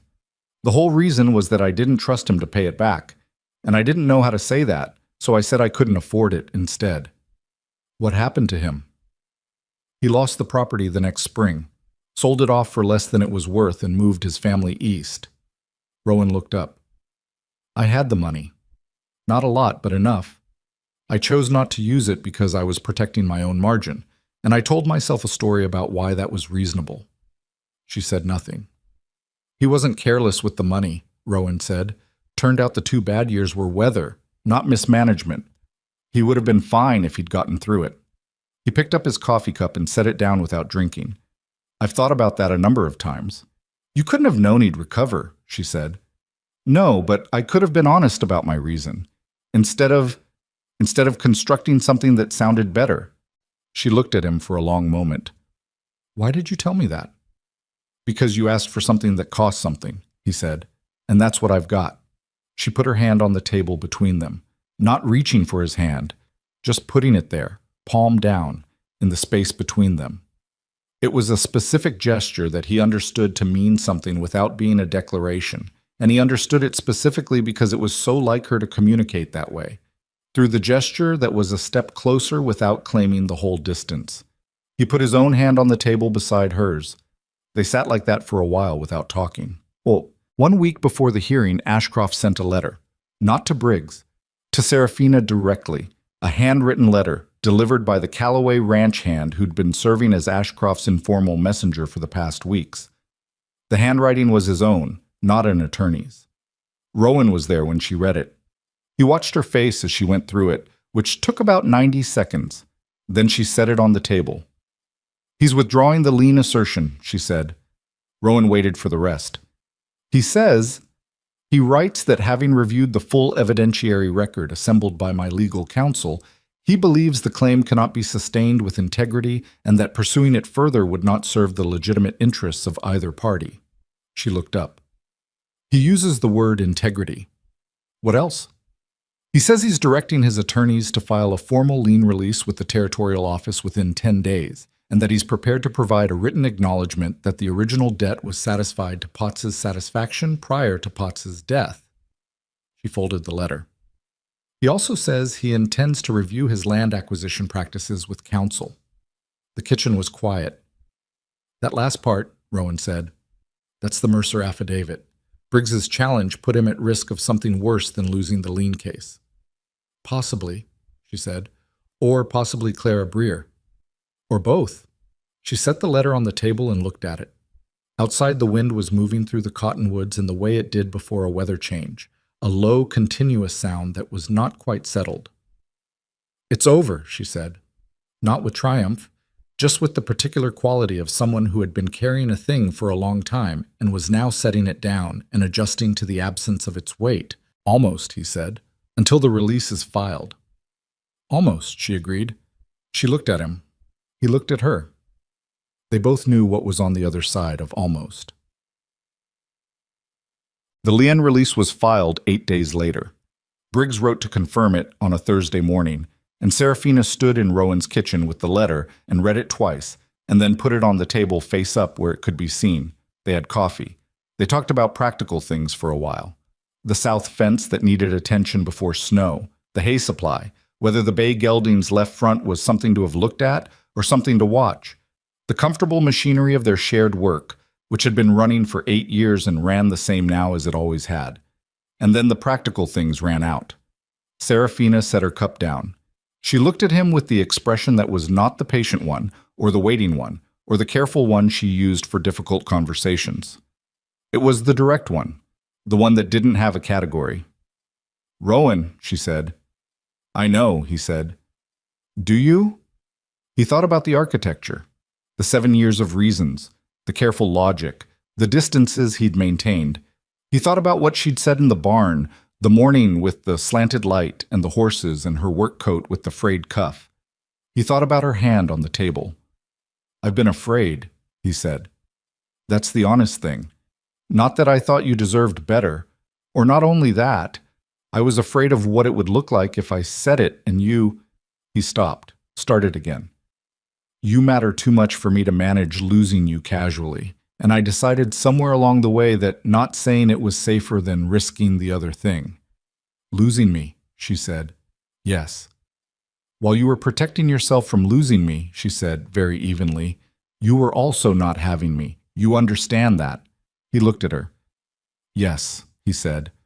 I understand that. 7 years, she said. Not accusatory, just the number, named. 7 years, he said. She picked up her coffee cup, finished what was in it, and set it down. She stood up. She walked around the table. She stopped in front of him. He looked up at her.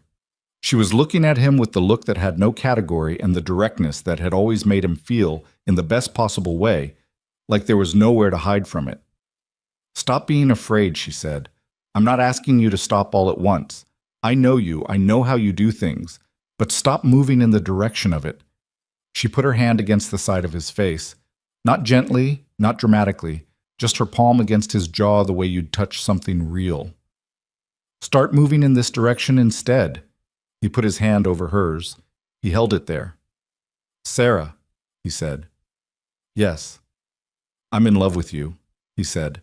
"I've been in love with you for 7 years, and I handled it badly, and I'm sorry for the time." He felt the words leave him without the architecture stopping them, which was unfamiliar and also, he noticed, not as catastrophic as he'd imagined. "And I would like to stop handling it the way I've been handling it." She looked at him. Something in her face settled. Not changed, but settled, the way a thing looked when it had come to rest in the place it was supposed to be. "That's a start," she said. "It's what I've got right now." "I know," she said. "It's enough." And it was. Not perfect, not the clean resolution of 7 years in a single moment, but real, which was better. Real and imperfect, and between two people who had been working next to each other long enough to know exactly what they were getting into. Outside, the cottonwoods were still moving in the wind, and the south fence still needed attention before the snow came, and the bay gelding's left front was still something to watch. The work went on the way it always did. Only now the thing underneath it had a name, and the name was out in the air between them, and neither of them was pretending otherwise. The snow came 4 days after the lien release was filed. It came the way the first real snow of the season always came to Black Ridge. Not tentatively, not as a warning, but as a full commitment overnight so that the world you went to sleep in and the world you woke to were different places with the same furniture. Rowan stood at his door at 5:30 in the morning and looked at 8 inches of it covering the yard, the fence posts, the top of the water trough, and thought about the south fence he hadn't finished, and the hay he'd meant to redistribute before the ground froze, and the half-dozen other things that had gotten moved to tomorrow during the weeks of legal preparation and driving to Millerton and Harlow and sitting in Briggs's office. Tomorrow had arrived. It had brought company. He was pulling on his second boot when he heard her come through the gate. He could tell it was her by the sound, the specific rhythm of footsteps he'd learned without deciding to learn, the way you learned the sound of your own door or the creak of your own particular board. She came up the porch steps and knocked twice, and he opened the door still holding his boot. She was already dressed for work. She had her heavy coat on, the one she kept for real winter, and she was carrying 2 pairs of leather gloves because she'd apparently assumed he'd misplaced one of his pairs, which he had, but hadn't mentioned. "South fence," she said. "I know. And the drainage channel is going to ice over at the north end if we don't clear it before noon." "I know that too." She handed him one of the pairs of gloves. He took them, sat down, pulled on his boot, and stood up. They went out into the snow. The thing about working in the cold was that it stripped everything down to what was necessary. There was no room for the conversational navigation of warmer months, no space for the careful distance they'd been maintaining in various forms for years. Cold work was just the work. Who was pulling which end of the wire? Who was breaking the ice along the drainage lip? Who needed a hand with the post driver because the ground had frozen unevenly and one side wouldn't drive straight. It required a directness they'd always had in practice and were now also having in the other ways. And those two things together produced a quality of time Rowan could not have described precisely, but felt clearly. The sense of being in exactly the right place, doing exactly the right thing, with the right person. They worked the fence through the morning. The snow had stopped by 7, but the cold stayed. The particular dry cold that made breath visible and turned the tips of fingers to wood if you forgot the gloves for more than 5 minutes. He forgot once. She didn't say anything, just appeared at his elbow with the gloves he'd set on the fence post and handed them back with the expression that meant she'd noticed but wasn't going to make it a moment. He put the gloves on. "Thank you," he said. "You've thanked me twice this morning," she said. "You don't usually thank people for things they do automatically." "I'm working on thanking people more." "That's a strange thing to be working on." "I have a long list," he said. She gave him a look that was close to a smile and went back to her end of the wire. He went back to his. Around midday, they got the fence finished and the drainage channel cleared and went inside to eat. And the kitchen had the specific warmth of a room you'd earned by being cold for several hours. She made soup from what she found in his larder, which she did without asking because she knew where everything was, and knew that what he had would be adequate because she'd indirectly influenced his supply habits over the years by commenting on certain gaps. He sliced bread. They ate at the table with the particular ease of people who didn't need to perform any aspect of the meal for each other. I wrote to Briggs, she said. About what? Thanking him, and to ask whether there was anything else that needed closing out formally. She ate a spoonful of soup. He wrote back this morning before the snow. He said the release was properly filed and the cloud on the title is gone. He also said that the challenge to the Mercer affidavit, combined with the Clara Breer statement, put Ashcroft's attorneys in a position they didn't want to defend before Hardcastle, and that's almost certainly what pushed the withdrawal. He said, almost certainly. He's a careful man with language. Good quality in an attorney. He also said, she paused in a way that meant the next part was something she was deciding how to deliver. He said he received an inquiry from a territorial land commission that's been looking at property acquisition practices across several valleys. Apparently we're not the only ones who'd noticed a pattern. Rowan set down his spoon. Someone else complained. Someone filed a formal inquiry. Briggs doesn't know who, but the commission is looking at multiple transactions, including, apparently, the Harmon and Purcell sales. She looked at her bowl. He says Cole and Dell may be contacted. He says it's possible that Ashcroft's acquisition of those properties will face review. Which means it's possible they get some portion of what they lost back, or at minimum, that what was done gets named officially. She looked up. That's not guaranteed. Briggs was clear about that. But it's not nothing. It wasn't nothing. Rowan thought about Cole Harmon sitting on his porch mending a saddle in the reduced echo of a 30-year life's work, and about Del Purcell talking in circles in his barn before deciding that helping was worth the risk. He thought about them making their statements to Briggs and driving to Millerton and doing the thing that hadn't been their fight anymore, but that they'd shown up for anyway. I'll ride to Cole's tomorrow, he said. Tell him. I'll come, she said. He looked at her. We'll go together, she said, as if that were obvious, which it was. They rode to Cole Harmon's the next morning, the snow compacted into a hard crust by overnight temperatures that had been serious. Cole was in his yard when they arrived, and he looked up at the wagon with an expression that shifted when he saw who was in it. First, the neutral readiness of a man who had dealt with enough visitors who brought news he didn't want, then something more open when he registered that it was both of them, together, which told him something before they said a word. Rowan told him about the commission inquiry. Cole listened, and when Rowan finished, Cole sat down on the step of his small porch, not because his legs gave out, just because the news required sitting, and he looked at the frozen ground for a moment. How serious is it? Cole said. The inquiry. Briggs doesn't know yet. It's early, but it's real. It's real, Serafina said, filed formally. The commission has the Harmon and Purcell sale documentation already, according to Briggs. Cole looked at her. He looked at Rowan. He looked at them together in the specific way that registered what was different about the together, and something in his face acknowledged it without making it a remark. You two finally sorted that out, he said. Rowan said nothing. Mostly, Serafina said. Cole almost smiled. Took long enough. He looked at the ground again. I don't expect to get the property back. I want to be clear about that. I'm not building on that. But if someone puts a name to what was done, officially, he stopped. Theodore Vale was a straight man, didn't deserve to have his family's property used as a piece in someone else's game. He looked at Serafina. Your father would have hated this whole situation. He would have, she said. He would have hated needing help with it. Most men of that generation would. Cole stood. You two want coffee? They stayed an hour. Cole talked about his plans for the spring, leasing more land if the rates were reasonable, possibly buying a parcel further east that he'd had his eye on. He talked about it the way a man talked about plans that were real but fragile, with a carefulness around them that indicated he was serious and also that he'd learned not to assume. Before they left, he shook Rowan's hand and then, which he hadn't done before, shook Serafina's and said, Your father would be proud of how you handled it. I want you to know that because I knew him, and I think it's true."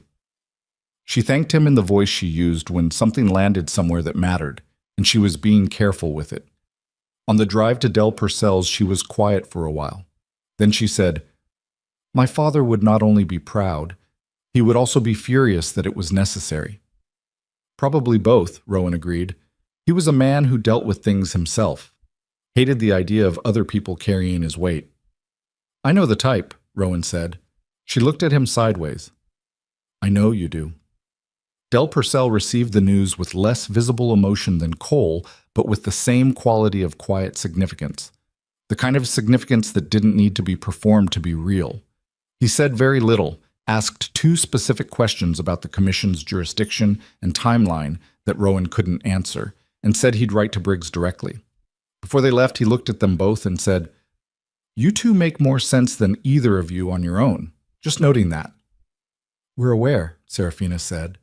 Del nodded as if this had been filed and confirmed and went back inside. The formal question of what came next, practically, between the 2 properties, between their 2 lives, came up on a Wednesday evening at her kitchen table, which was the first time the significant conversation had happened at her place rather than his, and which felt right in a way that Rowan noticed without needing to say. She had been looking at the land maps.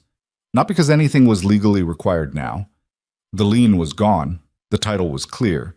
She could look at her own land maps without the specific anxiety of the past several weeks, but because she was the kind of person who thought spatially about problems, and the practical questions required spatial thinking. "The creek management," she said, tapping a line on the map. "Right now we're running separate channels off the same source. There's an efficiency argument for a shared management approach." He looked at the map. "Shared infrastructure or actual consolidation?" "Infrastructure first," she said. "It's less of a commitment and it resolves the immediate redundancy." He followed the line she was tracing with her finger. She was right about the redundancy. They'd independently built parallel systems for managing the same water source because they'd been operating as separate properties, and a coordinated approach would be more efficient and more resilient. It would require an easement agreement, he said, or something more permanent. He looked up from the map. She was looking at the map, not at him, with the studied attention of someone who was saying a thing sideways because saying it directly was a different kind of conversation. "Sarah," he said. "The property boundary," she said, still looking at the map. "Right here." She put her finger on the fence line between their 2 parcels.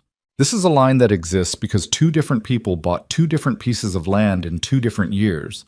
It's not a natural division. The creek doesn't care about it. The grazing doesn't care about it. It's a legal artifact." "I know what it is," he said. "So do I." She looked up. "I'm not in a hurry. I want to be clear about that. I'm not trying to compress 7 years of careful distance into one map conversation." She folded her hands.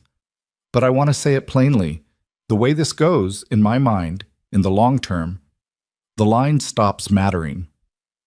He sat with that. Outside her kitchen window, the night was clear and very cold, the kind of cold that made the stars look closer and sharper than they actually were. The lamp on her table threw a circle of light that included both of them, and not much else. "That's what you want," he said. "Plainly." "Yes," she said, "plainly. I'm not asking for it on a schedule, but I want you to know the direction I'm thinking in so you can tell me if we're thinking in different directions." He looked at the map. He looked at the line that was a legal artifact. He thought about his 40 cattle and her horses and the shared creek and the redundant water systems they'd built independently over 8 years of being neighbors when they could have been building something together. "We're thinking in the same direction," he said. "You're sure?" "I'm sure." She looked at him for a moment with the direct look. Then she smoothed the map and rolled it and set it aside, and they had coffee and talked about the spring and the south fence's performance under the first real snow, and whether the bay gelding's left front was something or nothing. The ordinary machinery of their shared work, now with the direction named. It wasn't a proposal. It wasn't a ceremony. It was 2 people saying the real thing plainly, without decoration, in a kitchen at night with a lamp on the table. That was enough. That was, in fact, exactly right. because anything more formal would have been performing for an audience that wasn't there, and neither of them had much interest in performance. They married in March. Not a large event, 20 people in the Calloway barn, which Margaret Calloway had insisted on, and which neither Rowan nor Serafina had the energy to argue against, and which turned out to be the right size for two people who had never needed a large audience for any of the things that actually mattered. Cole Harmon came. Del Purcell came, with his wife, who turned out to be a woman of strong opinions and considerable warmth, who told Serafina that Del had talked about the lien situation for weeks and that she was glad it had ended the way it had. Clara Breer came from Harlow. She arrived in a wagon driven by her husband Aldous, who was a quiet man with the comfortable bearing of someone who had spent 40 years beside a woman of strong character and had found it agreeable. Clara sat beside Serafina for a portion of the afternoon and talked about Serafina's mother, things Serafina hadn't known, small true things, the kind that only a person who'd actually been present could give you. Serafina listened with the expression she used for things that mattered and didn't say much, which Clara seemed to understand and respect. Henry Briggs came, which surprised Rowan. He said he didn't usually attend the personal events of clients, but that this particular case had been unusually satisfying, and he'd made an exception. He shook Rowan's hand with the grip of a man who thought handshakes should mean something, and he told Serafina that he expected her title to remain undisputed for at least another 50 years, and she thanked him, and he went and found a chair and a cup of coffee and appeared to enjoy himself quietly for 2 hours, which seemed like the right way for Henry Briggs to enjoy himself. What Rowan remembered afterward from the day itself was not the ceremony, which was brief and plain and said what needed saying without embellishment, but the moment just after, standing in the Calloway barn with the light coming through the high windows and the sound of 20 people he mostly knew talking around him, when Serafina turned to him and said, quietly, so only he could hear, "You look surprised." "I'm not surprised," he said. "You look like you're waiting for something to go wrong." He thought about that. He thought about how long he'd been waiting for things to go wrong, how much of the last 7 years had been structured around the anticipation of the wrong thing that hadn't happened, the disaster that had never arrived, the insufficiency that had never been confirmed because she'd never agreed to the verdict he'd pre-assigned. "Old habit," he said. She put her hand in his. "I know," she said. "You can stop now." He couldn't stop entirely. That was honest, and she knew it, which was part of what made it possible to say. He was a man who had spent decades waiting for the floor to drop, and you didn't dismantle that in a single season regardless of how good the season was. But he could, he thought, redirect it. Use it differently. The same attention that had spent years watching for the thing that would confirm he wasn't enough could be turned toward watching for the things that needed doing. The south fence, the shared drainage, the bay gelding's left front. And that was a workable life. That was, in fact, the life he'd already been living, only now it had a different foundation. "Okay," he said. "Okay," she said.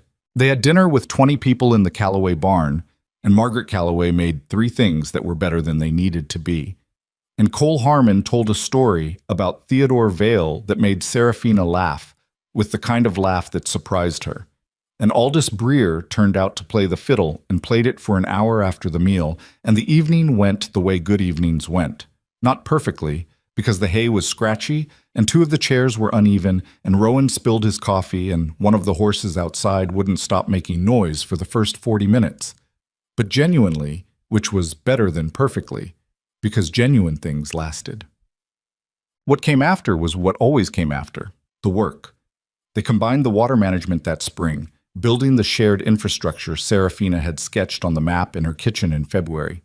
It took 3 weeks longer than they'd planned because the ground in the north section had heaved over winter and required more preparation than expected, and Rowan said something impatient on the 4th day of setbacks and immediately wished he hadn't, and Serafina looked at him with the expression that meant she was choosing not to respond to the impatient version, and he appreciated that. They finished it in May. It worked. The cattle operation expanded gradually. Not dramatically, not in the way that required risk beyond what the land could support. Rowan had always been a man who expanded deliberately, and that didn't change. What changed was that the deliberation happened at a table with someone whose judgment he trusted completely, which changed the quality of it. Not faster, but better. She saw things in the numbers that he tended to look past because she thought about systems in a way he didn't. And he knew the specific behavior of the land and the cattle in a way that her horse background didn't automatically give her, and the combination was better than either alone, which neither of them said out loud because it was obvious. They had difficulty too.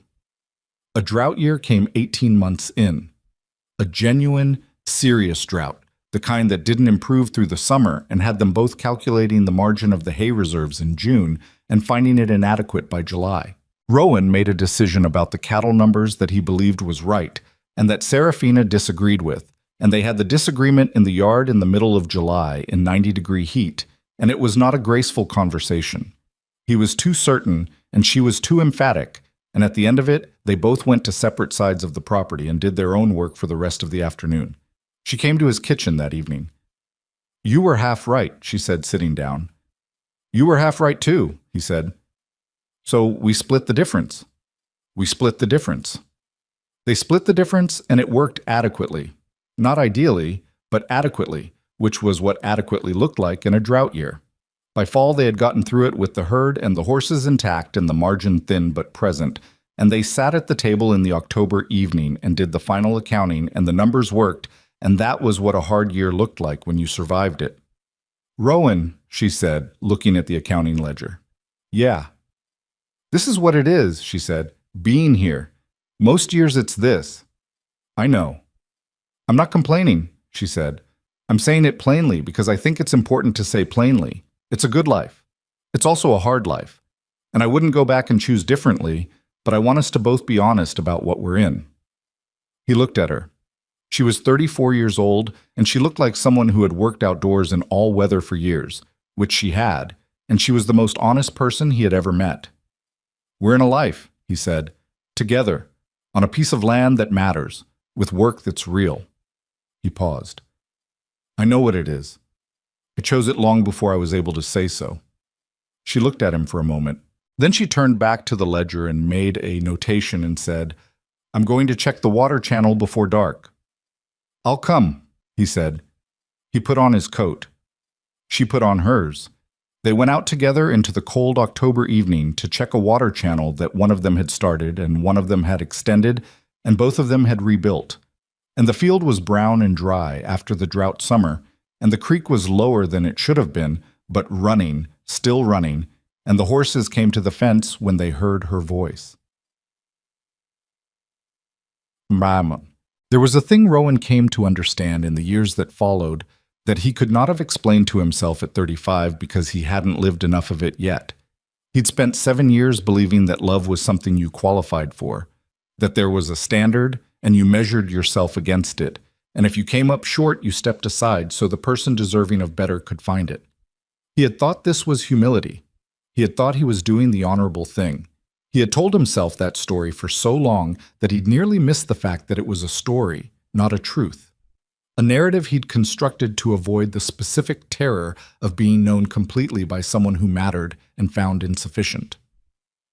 What he hadn't understood, until Serafina said it across a barn floor on a Tuesday morning with the light coming through old boards, was that the woman who actually knew him had already made her assessment, had been making it for years, had watched him fix the water trough and split the wood and ride to Del Purcell's at dusk, and come home from Granger with 40-year-old archive records certified and complete, and had seen what those things added up to. Not a list of adequate but not impressive achievements, but a record of who he actually was, which was someone she had been choosing every day, while he spent those same days convincing himself she was choosing otherwise. The tragedy of the 7 years wasn't that he'd wasted them, exactly. They'd worked beside each other through those years and built things and shown up for each other in ways that had real weight and real meaning. The tragedy was smaller and more specific.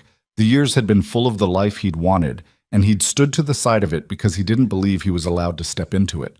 He'd been wrong. That was the simple truth of it.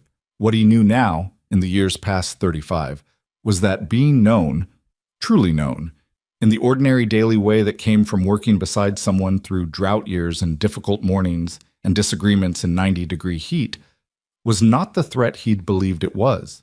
It was the thing itself, the actual substance, It turned out you could be seen in your complete ordinary imperfection and still be chosen, still be there, still wake up to the sound of someone coming through the gate in the early morning because there was work to do, and she'd assumed he was already behind on it. He thought about this sometimes, when he was doing something routine, mending fence, checking the water channel, sitting at the kitchen table with the ledger while she read across from him, and the lamp made a circle of light around them both. He thought about it not with regret, which was useless, but with the specific gratitude of someone who nearly let the thing go because he was afraid to hold it. He thought about what fear did to people, how it dressed itself up as consideration, as humility, as looking out for someone else, when underneath it was just the old plain animal fear of being rejected by the one thing you couldn't afford to lose. He thought about how many good things got strangled that way, not through cruelty or indifference, but through the excessive caution of someone who cared too much to risk it and therefore nearly lost it anyway.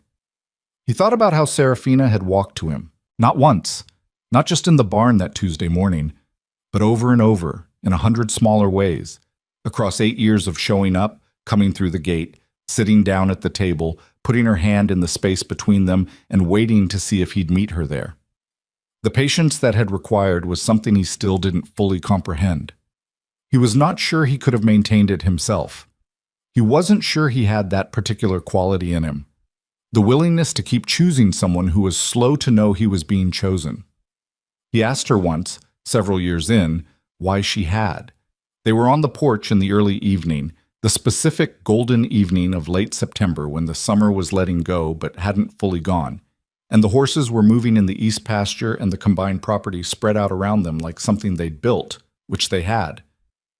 "Why did I wait?" she said. 7 years is a long time, he said.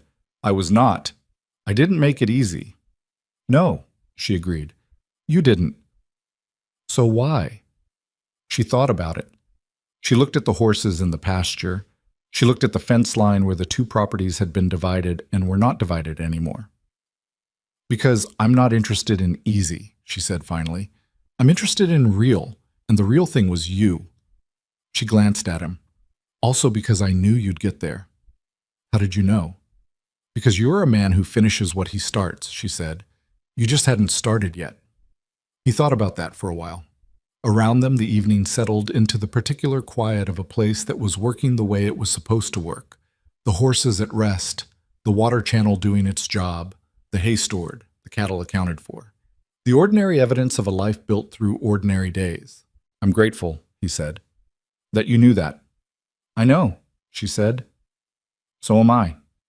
They sat on the porch until the light went and the stars came, and the horses moved once in the pasture and then went still, and the cottonwoods along the old fence line made their sound in the light wind, and there was nothing that needed doing right now, and they both knew it and stayed anyway, because that was the thing about a life you'd chosen deliberately. You were there for the quiet parts too, not just the necessary ones. The most important thing Rowan Hale ever did was not fix a water trough or drive 40 miles to a territorial archive or hold a lien release in his hands and feel the weight of what had been saved. It was say, out loud, in a kitchen, with a lamp on the table and a woman looking at him who had already decided, "I have been afraid, and I am in love with you, and I am going to try to stop letting those two things happen in the same direction." He said it imperfectly.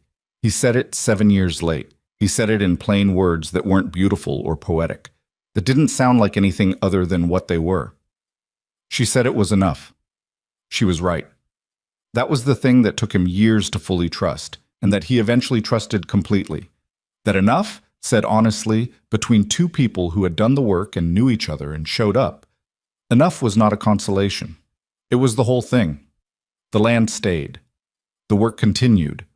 The water ran through the shared channel her father had started and her grandfather had begun, and that they had finished together, and it ran in dry years and wet ones, and the horses drank from it in August the way horses did when the water was reliable, which it was, which it remained. And every morning, for a long time after, Rowan Hale woke up in his own house, their house, the house where the line on the map had stopped mattering, and heard the sound of someone already moving in the kitchen, already beginning the work, and understood without having to think about it that he was exactly where he was supposed to be, doing exactly what he was supposed to be doing, next to exactly the right person. That was the whole of it. That was enough.